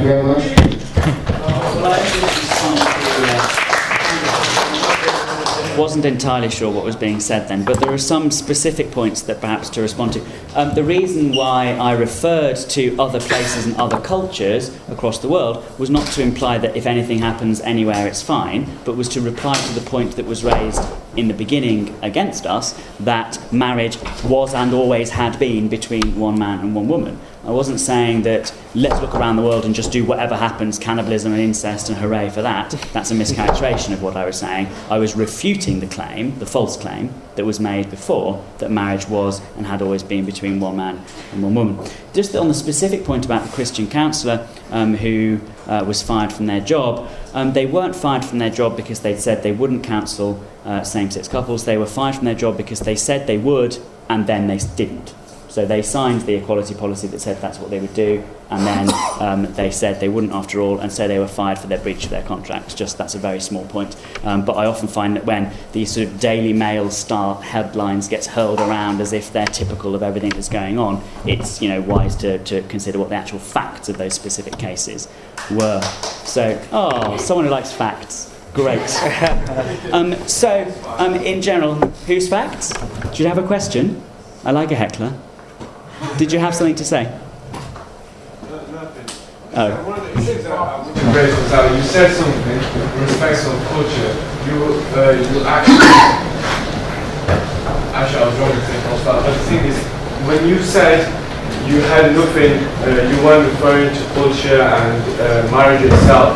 You actually were referring to marriages in different places in culture. No, I am. So yes, I was referring to marriages around the world. But you weren't talking about norms itself. Secondly, when you refer to Asian history, and Greece specifically to per se, you said that... A long time ago. Yes, in the beginning one. Yeah. In respect to equality, you raised the issue of that in ancient Greece, women, you detached the argument of being religion and equality in ancient Greece. The thing is, in ancient Greece, from Michael Scott, who's on History Today, did raise the issue that religion was attached to the fact of women's rights. So when you say facts, I don't really trust it. So I don't know why you're conflating these.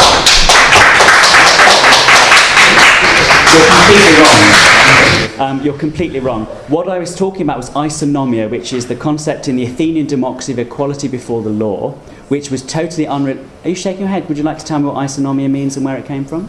No, it's not about that. Well, that's what I was talking about, so let me finish my point. Okay, so what I was talking about when I talked about isonomia is the Greek word which means equality before the law. And it was developed in the Athenian democracy as an idea, a political idea, divorced from any religious or divine context. Now, when I mentioned that, it was in response to the point that had been made on this side, which is to say that the only way you could have an idea of equality was if you had a Christian or Jewish heritage behind you, which you were now employing a pale imitation of. Which bit do you disagree with? Was that point not made? You're shaking your head. It looks very generic, though. That this point was made on this side by Abdullah. The only way in which a concept of equality can make sense is if you have some sort of divine reference point for it, and the only way that a humanist can have a concept of equality is because of traditions of Christian and Jewish thinking about this that went before. Now, in order to refute that point, I gave an example of a pre-Christian, pre-Jewish idea about equality, which was completely disconnected both from belief in God and from religion. Thus, I was attempting to demonstrate that it was false that you needed belief about a God to have a concept of equality. Now, which part of that is incorrect? Which part of that is incorrect? What's that got to do with anything? If whether or not the Greeks were equal was not the question. What your claim was that it was impossible to have a concept of equality if you didn't have a Christian heritage. Now, having a concept of equality is not the same as having an equal society. No society is equal in the world today. No, I didn't say concept of equality. I said equality. The idea of equality. Where all humans are equal. But the Greeks didn't believe all humans were equal, and that was my point. I didn't say they believed that all humans were equal. Yeah, well, that was my point then. I said it's very. Humans were different because you were saying that women were different from men. So that's what the Greeks were saying. That's what the Greeks were saying. The Greeks said it, and you said it. Well, women are different. But women are. The Greeks were right. Was in the idea that you could have a concept of equality without God. I mean, do you understand that to give an example doesn't mean that you agree with everything that was happening in the world at the time when the example comes from? It's been a fact. When Michael Scott from History Today, who I presume has more validity than what you said, Why? He specifically stated at the time ancient Greece was a religious society and women's rights actually did derive from examples of goddess and women priests. You disregarded that and detached that argument and just focus on a narrow perspective. Isonomia has nothing to do with equal rights for men and women. It's a concept of equality about citizenship. And that was my example of equality. The example is to say, here is an example of equality that existed without reference to a divine arbiter, without reference to a Judeo-Christian idea or a Muslim idea. I'm going to move on to the final topic for today, which is state schools. Where are we? The question says, is it right to force religious practices in faith-based schools? And I'm going to start with you before 5 minutes. Well, I'm not going to use 5 minutes. I mean, I think, so there are, in this country, we do have state religious... In this country, we do have religious schools within our state system. My own point of view on this is, well, the question is it right to force religious practices in faith-based schools? I don't think it is right to force practice in any religious activity in any school. I think that if activities that are religion-based, like religious worship, for example, or religious instruction, are going to take place in institutions, in state institutions, then I think that those should be voluntary. Because I believe in children's freedom of thought and conscience and religion, and their right to determine their own beliefs in this matter according to their maturity. No one would ever say that very small children were able to have a total free choice in what they did, but according to their maturity. And I think it is a better thing if anyone, any parent who has beliefs, whether they're humanist beliefs or Muslim beliefs or Jewish or Hindu or Confucian or whatever, to provide for their children's education in those beliefs, both in the home and in the community institution, whether it's temple, church or mosque or the wider community. I think it is wrong to have, especially state schools, that divide children according to religion and often ethnicity within our system, and that have practices that separate children from each other. To me. What do you think about it? What do I think? It's a secular argument, and it's a simple thing. Within our education system, within children's education, the reason for faith schools should not exist, in so far to say that in order for children to not, because young children do not have the maturity to make that decision themselves. To be part of a religion, to be part of a religious group, whether that be Muslim, Sikh, Hindu, Jewish, Christian, whatsoever, you must choose that through rationalisation. You must have that own thought to yourself. I hope. I'm guessing that's a personal thought that, you should make that decision for yourselves. If, for example, that's been given to you through faith schools, through religious things like that, then obviously I would argue that was wrong, because within this society, within this more so secular society than we've ever had before, this is the way that it needs to be. I don't think I'm going to use the most of my time, because I didn't use mine either. No. It's a simple argument. Yeah. Okay, I mean, now this is very specific to, I suppose, the UK. So I'll just chime in on something rather than give the Sharia argument. The Sharia argument would be very simple: is that Jews are allowed to teach their children Jewish beliefs, Christians are allowed to teach their children Christian beliefs, and so on and so forth. We had different communities in Islamic world throughout history who are given the right to teach their children as they saw fit. It was their children, not ours.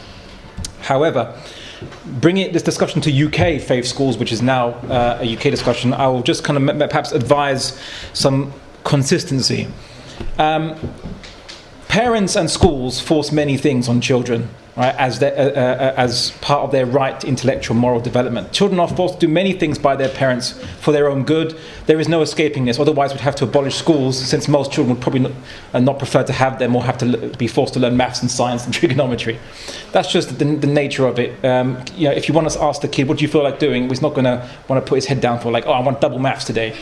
Not going to say that. Okay, in most cases, there might be some kids that love that stuff. Okay, but generally speaking, most kids don't want the discipline or the relatively regimented kind of day of school life. So, but the thing is, because these children are not adults, by British law and by most law systems around the world, including Islamic law, children don't get a right to decide as to what they generally want to do for how they should be taught in their education and so on. You can't play truant and say, I'm not going to turn up to school because it got so bad that now there's laws being brought in many countries around the world where the parents will be punished for not making their child go to school, forcing their child against his will to go to school. I think that the child should go to school. I think the child should be educated or homeschooled, as the preference goes for the parent, of course. So the debate should not be what children are, whether they should have a free choice or not. Children don't have a free choice, and until they reach adulthood, I think we can all agree on that basis. The real issue, of course, is religious education, or the reproduction of religious education in the next generation, or preventing of that by those who don't subscribe to a particular religion. And some people might say, children are naturally born without religion, so you're now imposing upon them a belief system that's not natural to them. And some people will say that religion is natural amongst human beings, and we're going to have a whole debate as to what is human nature, and then it really becomes a debate as imposing your value systems on other people's children, which is the issue here. And I say, what the Islamic perspective would be is leave other people's children alone. Those who are sincere from amongst their children will listen to your message perhaps when they grow up, and they can decide for themselves. Once they have a position to stand on, then you can juxtapose with your position that you offer them, and they can make an enlightened choice, other than you just saying to the child, you're going to have no other position except my position, and that's freeing you from being imposed upon. Well, no, you're making that imposition in the first place. As for issue of the schools, saying schools should be a neutral area, but you see, we pay tax to these schools. As the American revolutionaries said, no taxation without representation. If the religious parents pay tax to schools, to teach their children, then their children should have the beliefs of their parents represented or manifested in some form in their schools, because the parents pay tax. The parents, although could choose to do homeschooling, but most parents, it's not homeschooling isn't convenient. In homeschooling, there's going to be no neutral, as you might call it, a neutral education or a humanist education. It will be whatever the parents teach their children, including atheist parents teaching their children that there is no God. Right? So all I'm going to really argue is that we shouldn't impose upon other parents' children. The parents are the responsible guardians for their children, and by any measure of any society and culture, the parents are the ones who determine what's best for their children. Of course, we do draw the line at killing their children or something like that, or denying their children the right to education, because the children has a right to these things. But as to the type of morals and the moral system, the moral values, that should be the determinant of the parents, what is good for their children. Otherwise, you're going to have a state that dictates to people what they can teach their children and what they can't teach their children. And I think this is slowly happening, and this is a problem, because we all pay tax, and we all should have our representation manifested in what we teach our children in schools. Thank you. Thank you very much. Just to add a small point to that. Morals are placed upon children from pre-primary education, so from guardians and parents. As a Muslim myself, in the Quran, it states that you have to keep seeking knowledge, just keep seeking knowledge. No matter what it is, you just keep seeking knowledge. And by that judgment, you judge it upon what your beliefs are. And there are like thousands of Muslim scientists, doctors, preachers, from different careers and paths. Children do not decide what to eat every day, because they can just have burgers every day if they wanted to. They can eat anything they want to if you keep asking them, what do you want to believe in, or what do you want to eat, what do you want to do today? There's no point in that. So I think when it gets to a certain age and seeking knowledge, especially when they have something to fall back on or other belief systems they can actually trust or believe in, then they can make the argument whether they want to take on faith schools or not. Thank you very much. Just to pick on a few of the arguments there. I think it should be immediately obvious that the argument that because children can't decide everything, we shouldn't let them decide anything, is a completely false argument. There are ways of educating children. In fact, there are whole theories of education based on the principle that children can be educated to make choices and to be discerning and more autonomous, not completely autonomous, because none of us are, but more autonomous in their thoughts about the world, in the beliefs they choose to adopt, in the beliefs that they can't resist because they just make sense to them and they have to believe them. And that, I think, is the sort of education that children should have. So to the extent that anything was said on the other side about allowing children to be free in their developing capacities, to make those choices, to equip them with the skills and aptitudes and experience and the knowledge that they need to make those sorts of informed choices as they develop, I of course agree. But what that has to be contrasted with is what this question is really written down as being about, which is forcing religious practices in state religious schools. And I think that is wrong. And I think that instead a better way of educating children is not to close down options and force particular religious practices, but to expose them to a wide range of values and beliefs and worldviews in line with their developing capacities. The second sort of dodgy argument that was made was this idea that because religious people pay tax, their beliefs should be represented in their children's state school education. Well, I don't know where you would draw the line at representing parents' beliefs in their children's state education on that they're taxpayers. I mean, parents have all sorts of beliefs. Parents have a diverse range of political beliefs. Some parents are Nazis, some parents are communists, some parents are liberals, some parents, everything in between. Some parents have really dodgy views about children and people with disabilities, thinking that it's a terrible punishment for sins in a past life. Some parents think that all black people are genetically inferior to white people because they have, insane racist views. Well, what does that mean? Does that mean that by paying their taxes, which everyone's got to do anyway, it's not as if you're greatly virtuous for having paid your taxes, but by paying your taxes you somehow acquire a measure of determination over the curriculum that's taught to your children? I mean, it's ridiculous. So I agree that we shouldn't impose anything on children by way of atheism or humanism or religion. I think the best way to secure that is not to have state-funded religious schools which, as well as imposing those sorts of practices, divide children from each other. And that's why I would say that the state should certainly not dictate what is taught to children to believe in school, which is why it shouldn't be supporting religious schools, which is another form of the state dictating what children will believe, just one that is in greater conformity with what the other side would like to see, and therefore they support it. Thank you very much. Okay. No one's arguing that children should be completely unfree in every aspect of their lives. I mean, and I think no parents or most parents wouldn't accept that, and it's just not practical. You just can't control every single aspect of your child's life. Although there are some parents who are bad parents and might try and do that in any society throughout the world. But we're discussing about in schools. Now, no one is saying that children should be forced to believe in one belief. So if a child adamantly wants to be a Christian, let's say atheist parents shouldn't force him to be atheist. If he's made that choice, you couldn't force someone to change their mind anyway, whatever you do. And so what we're trying to say is basically that children shouldn't be bullied or punished to believing a particular belief. However, we're talking about communal celebration. So for example, if there's a communal celebration, let's say there's Christmas for Christians, or there's Hanukkah for Jews, or for Muslims, obviously we have Eid, and the parents will naturally bring their children along to these communal events.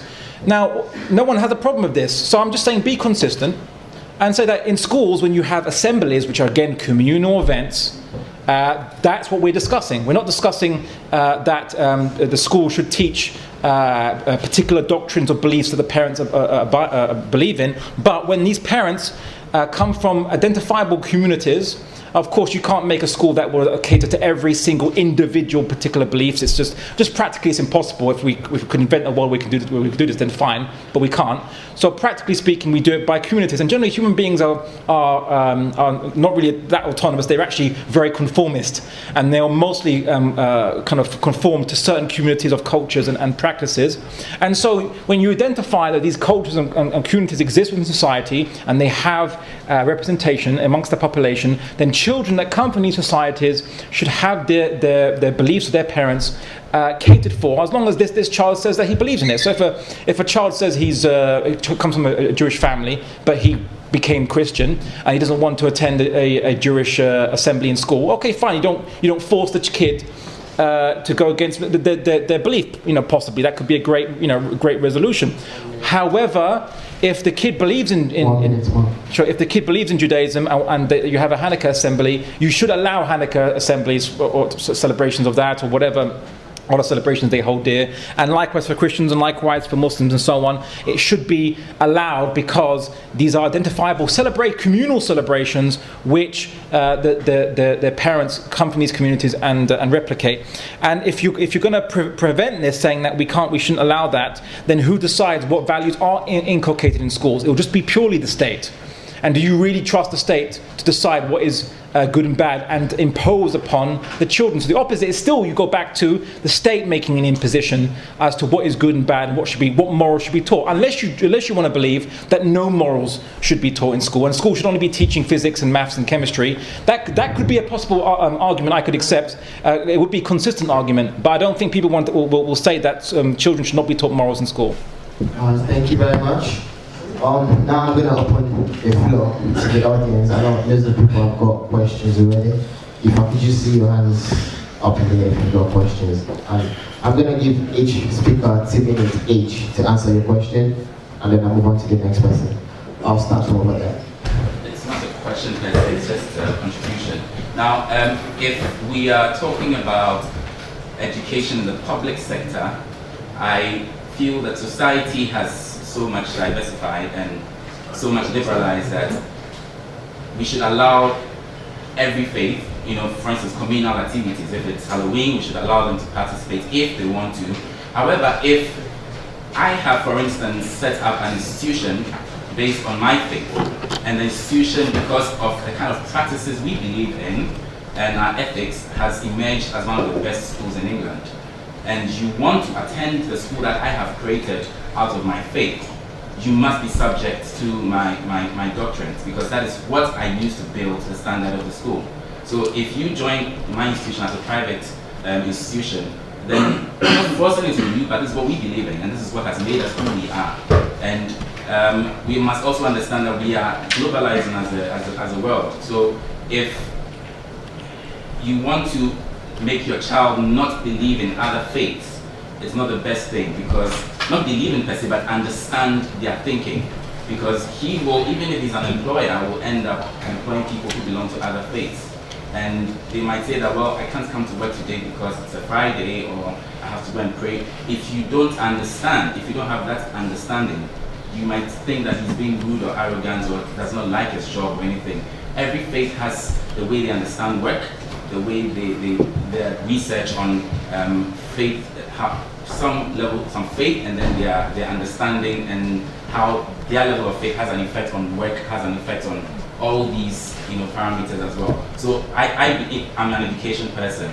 I wouldn't mind at all if it's a state public institution. Let them understand all the faiths that there are. Let them understand that yes, there are lesbians, there are gays. These are the people that you come across. This is how they think. Create platforms like this, even at that level, for them to understand that this is how these people think. Now, when you come to my institution, and it's a Muslim institution, this is how we think. We pray every Friday. You have to join us, unfortunately. You come, you join. It doesn't mean that you have to be a Muslim at the end of the day, but you pray with us. I went to a Christian institution. You go to worship with them. It doesn't mean that you are a Christian, but you go to worship with them, understand the way the service goes and everything. That way, when you interact with Christians, it opens up your mind. You are not prejudiced. Okay? Yeah. Thank you very much. I mean, I completely agree with that. I mean, and as you don't have to convince me about education, about religions and beliefs in public schools. I've been a director of the Religious Education Council of England and Wales for 10 years and working in RE and in teaching about different religions and philosophies for as long, if not longer, than that. And I think it's a vital subject in every school, but certainly in every state-funded, what you call public sector schools. And the British Humanist Association and humanists generally have led the way in the UK in moving from a Christian instruction model in state schools to a model that learns about different religions and beliefs in that way. And of course, when I was talking about schools a moment ago, I was talking about state schools. So, I mean, I also accept what you say about the need for inclusion within state schools, and that, I think, means non-compulsory religious practices, but in private institutions that are established by people to cater for a particular constituency, I think the rules are different. So I entirely agree with you. Just a little bit. I mean, the question is on faith schools specifically, and then it's is it right to force religious practice in faith-based schools? If that's the title. So. I suppose that then we might agree that faith-based schools, which are established to cater for a particular faith, should be allowed to do so, and children attending those schools should be allowed to do so. And I think if you even speak to most children, it's not like a case of that you drag them into assemblies kicking and screaming, and they're like, I don't want to go, I don't want to go. Most children will just conform. They've naturally only known the religion of their parents for their lives. They see no problem with it. My experience growing up in schools in England was that children just generally accepted what their parents' religion was and attended the assemblies. What I would argue for is that in a more plural society that we live in, just make exceptions. So if there's having a Christian assembly, let the Christian assembly go ahead. But if there are Muslims or Jews or atheists, don't force those children to go into assemblies which they don't believe in the basis. And even in Muslim schools, even the ones that were implicated in the Trojan hoax affair, those schools never forced Christians or non-Muslims to go into, or partake in Muslim assemblies, but that was never really focused on. They would just have this hullabaloo about, how dare, Muslim children be subject to, Muslim assemblies in schools and so on and so forth, which was denying the representation of their parents. I'm not saying that's what my other panels say. I'm just saying that's what was said in the media, which we probably would agree, should be taken with a pinch of salt and some pepper and paprika. But I will say this: there is one growing problem, which is that the state is constructing curriculums whereby, for example, it's beginning to teach children that, I give an example, that say same-sex marriage is a equal life choice to different sex marriage. Now this is the state taking a position and now teaching that position to the children. You could teach the children saying, in the UK, same-sex marriage is legal. That's a factual description, that's how it is, and that's fine. It's a factual description of what's the legal situation in the UK. But to tell the children that it's an equal, acceptable life choice is not being neutral, is now imposing the values.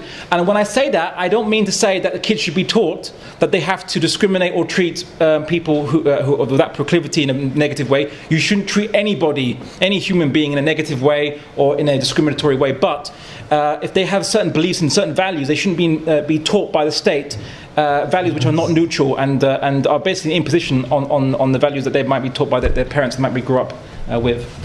Thank you very much. Yes, actually, my question regarding to that. Actually, that gentleman in his talk, he mentioned several times, even without a God, we can talk about the equality, and he believed in existence.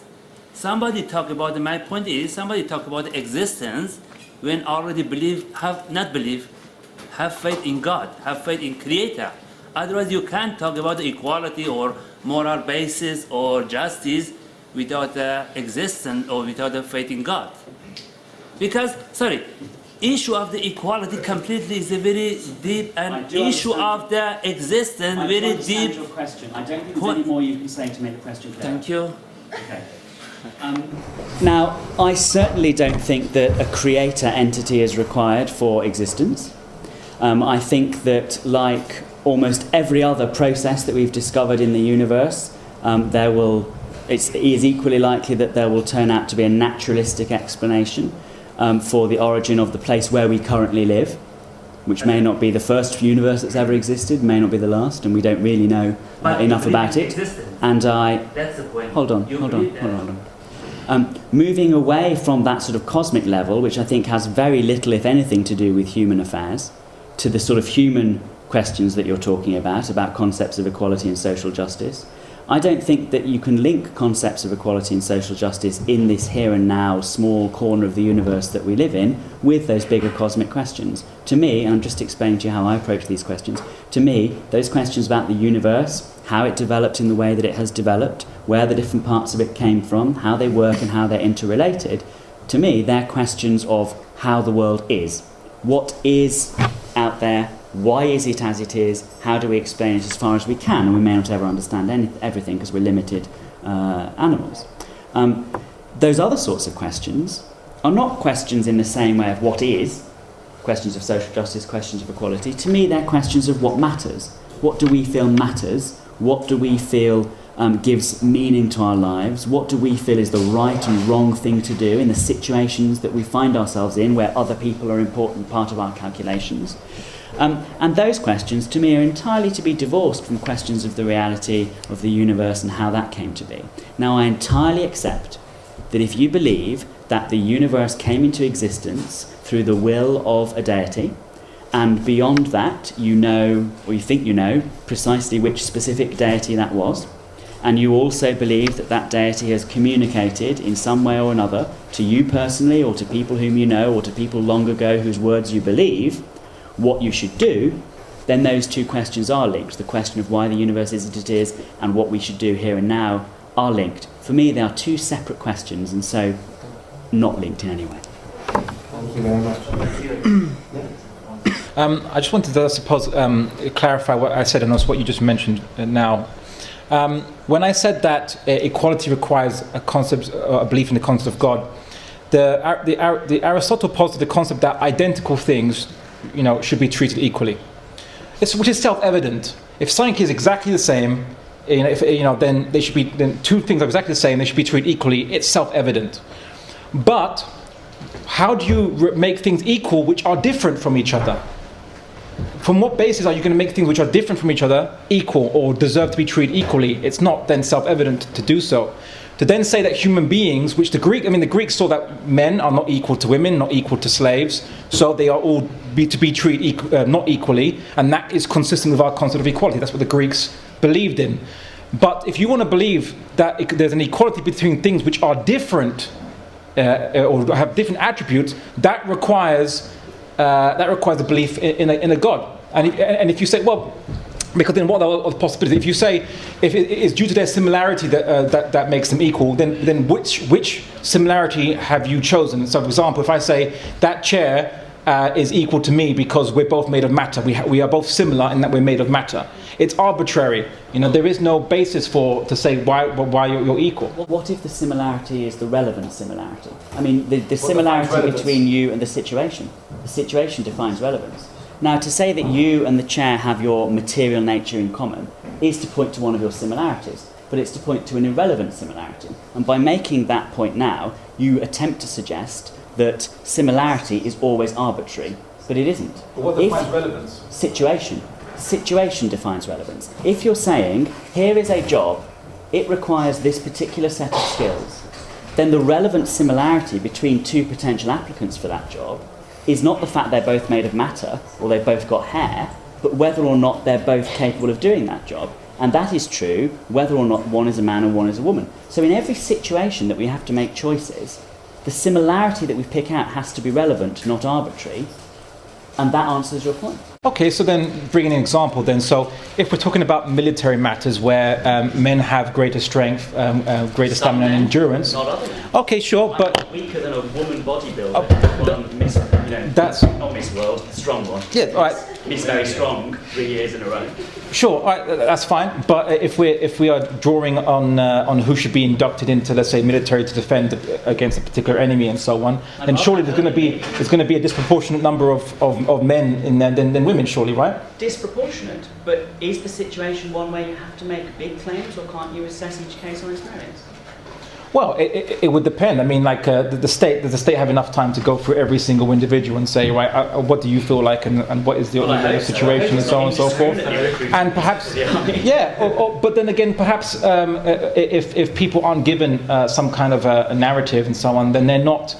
They don't see themselves. They won't become the person that they could become. They won't reach their potential with that narrative. You just say whatever, do what you wish, and they don't know what to do in their life, and they have this existential angst about what am I going to do, and what am I not going to do.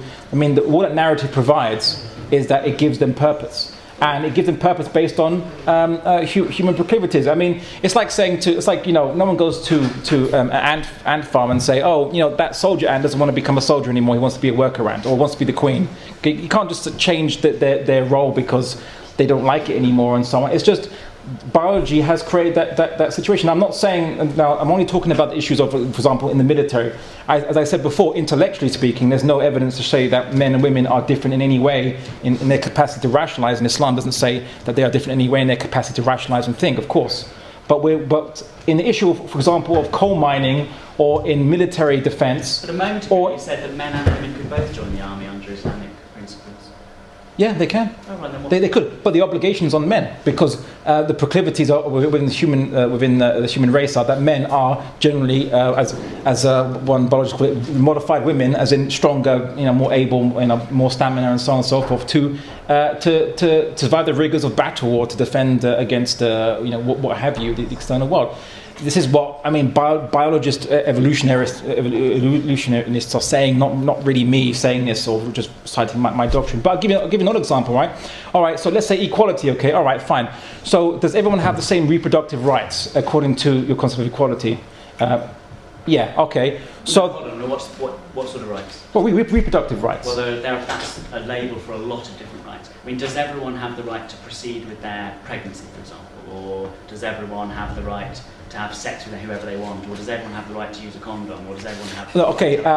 proceed with their pregnancy. Proceed with their pregnancy? Yeah. Does everyone have the right to do so? Does everyone have the right to see their child born or proceed not aborted, for example? I think that in most cases people have the right to proceed with their pregnancy, yes. Well, what other cases? Well, there are obviously some very, very difficult cases where a woman wishes to proceed with her pregnancy, but it is almost certain that both she and the baby will die. Okay, but what if she wants to proceed with her pregnancy, or let's say what she wants to terminate her child, but her partner... A pregnancy, it's become a child. Okay, a pregnancy. If she wants to terminate her pregnancy, but her male partner doesn't want that pregnancy to be terminated, does he have a right to see his offspring, become a baby? Does he have the right to do so? to protect it from being aborted. I think if we want to if it's equal rights, we have to think about the consequences. We have to think about the consequences for the woman. Are we willing, for example, to restrain the woman? Are we willing to tie her down to the bed, as for example in Romania used to be done when abortion was illegal? Women were literally chained up so that they would be forced to give birth. No, you could say a punishment if they abort. So a woman would be punished for having aborted her child. But that wouldn't secure... Against the will of the father of that child. And you would, well, then you would... It's not the father have the equal right to decide whether the... I don't think that a man would have an equal right over a woman's body as a woman now. Yeah, and that's exactly the point. You've actually proven the point. Is that you say because the woman is of a different condition in the issue of pregnancy, she has different rights or to men. You see, you've actually, although I don't agree with that issue of abortion and so on in the first place, but I'm just illustrating to you that because of a biological difference, there are different rights given in this society. You see, man has no choice. If he wants to have a child, and his wife or his girlfriend is pregnant, and the girlfriend says, "I don't want a child, I want to abort," right? He can't do nothing to stop that. His own flesh and blood, the way he helped create, from coming to fruition, to life. He can't do nothing to do that, whereas she has all the power to decide. And, isn't that an inequality of rights based on... Well, exactly. I've made my point. Thanks. I've got a hand over there. Yeah, I'd like to make a point probably in assault fighting and stuff it would require more physical strength, but in stuff like guns and stuff it may not necessarily, well depending on the type of gun, it may not require as much physical strength, and as I like to say to some people, guns can keep women safe. But one reason why you may not want women on the battlefield more than men is, in case a woman's pregnant and stuff, you don't want the baby to go as well with the woman in case.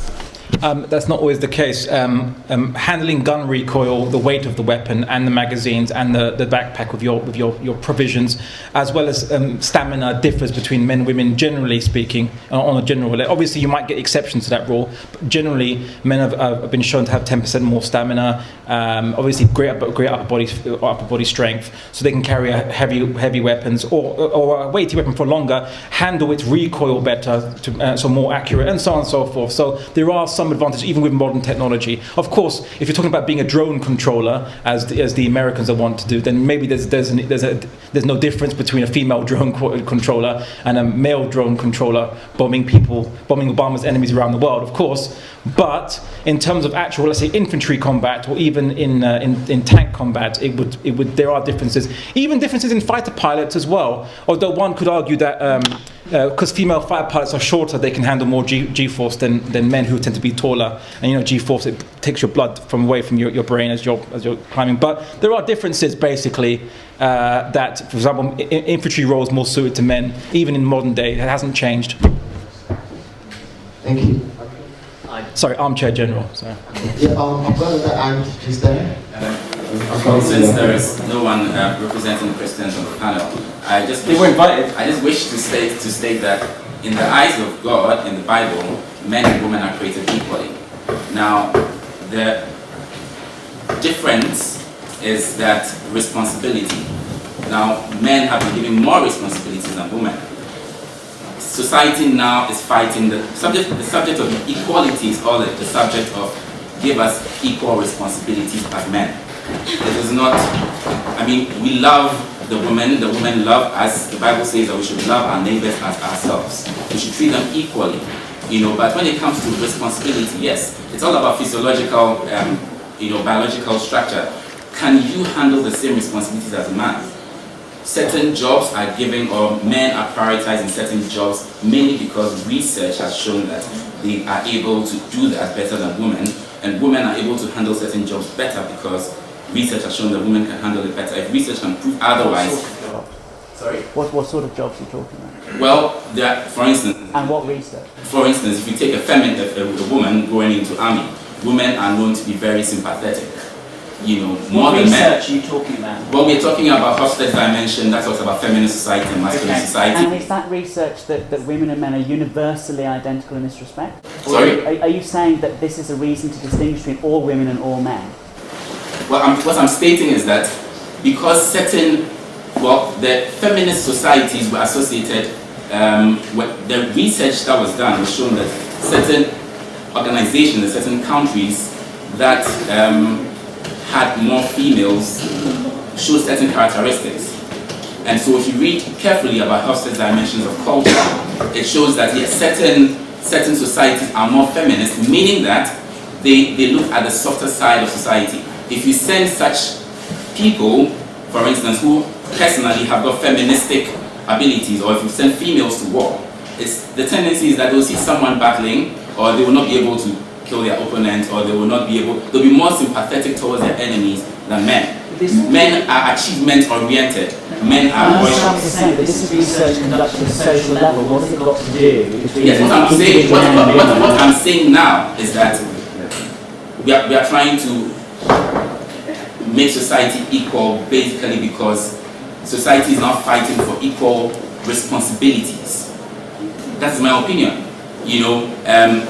The way we treat women and the way we treat men. If you don't beat your wife, you don't expect your wife to beat you. How you treat your neighbor the same way it cuts across. That's the golden rule in every religion. Treat your neighbor as you want your neighbor to treat you. That alone connotes, if you believe in that, it connotes that equality cuts across every religion. So far as you believe in that golden rule, that treat your neighbor as you want your neighbor to treat you, it means there is equality. Now the difference is responsibility. And that is what everyone is fighting for right now. And women want equal rights, or responsibilities as men. That is my opinion. It's all about responsibilities, and that is it. Thank you very much for that. Do you have anything to say? I just want to say, okay, when it comes to research as to whether women are more sympathetic or men are more goal-orientated, obviously there's research is still going back and forth on this currently on sexual dimorphism and obviously neuroscience and so on. So I won't really comment on that. I'll leave that to the scientists to look at and make those assertions. But what they do witness is certain proclivities. Right, so certain what they did witness, for example, that male and females, women will generally at some point in their careers want to opt to do less work and have more work-life balance. Take care of their family. They've observed that in statistics. They've seen that even in Sweden, which is a very strong feministic kind of society and so on. They try to equalize women going into doing engineering, for example, at 50% quotas or at least 40% quotas. And they tried to make incentives. As soon as they took those incentives away, it reverted back to being disproportionately male. And there's a whole discussion as to why was this about? Because our culture doesn't say, we don't encourage women to do women's roles and men to do men's roles. So why is it that women aren't being miners or engineers and as much as men are doing it? And it's just, they've just noticed these proclivities. But I don't think that we should say that women can't be minors because of these proclivities and so on. That's just what they've noticed. There might be something behind just culture and maybe something more innate and biological that determines this to be the case. But that's being debated by scientists at the moment. But what I will say is this. When I talked about narratives, and I think my esteemed colleagues mentioned that maybe you should judge things on a case-by-case basis. And I think, well, practically speaking, the state has never done this. Example, alcohol limits, right? They set an alcohol limit based on what they think that most human beings, if they imbibed beyond this, they would be incapable of driving their car. Right? But there are human beings that can take quite a lot of alcohol before they become inebriated. And others who only a very small amount and they are inebriated. Should you say, why doesn't the state test everyone for their alcohol tolerance and give a case-by-case basis to judge everyone? No, it has to give a blanket law based on on averages or based on the proclivities of human or what have you. It has to give a blanket law because it can't practically judge people on a case-by-case basis.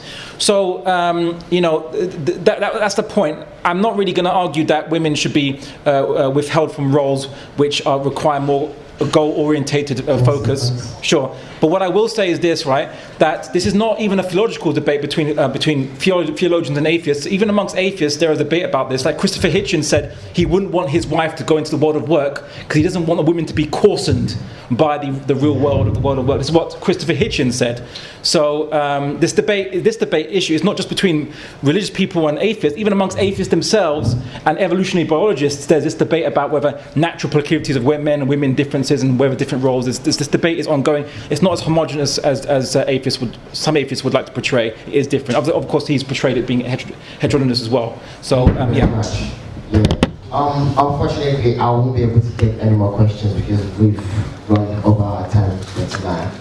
And I would just like to thank everyone who had come out today. I hope you guys enjoyed yourself and you learned a bit more from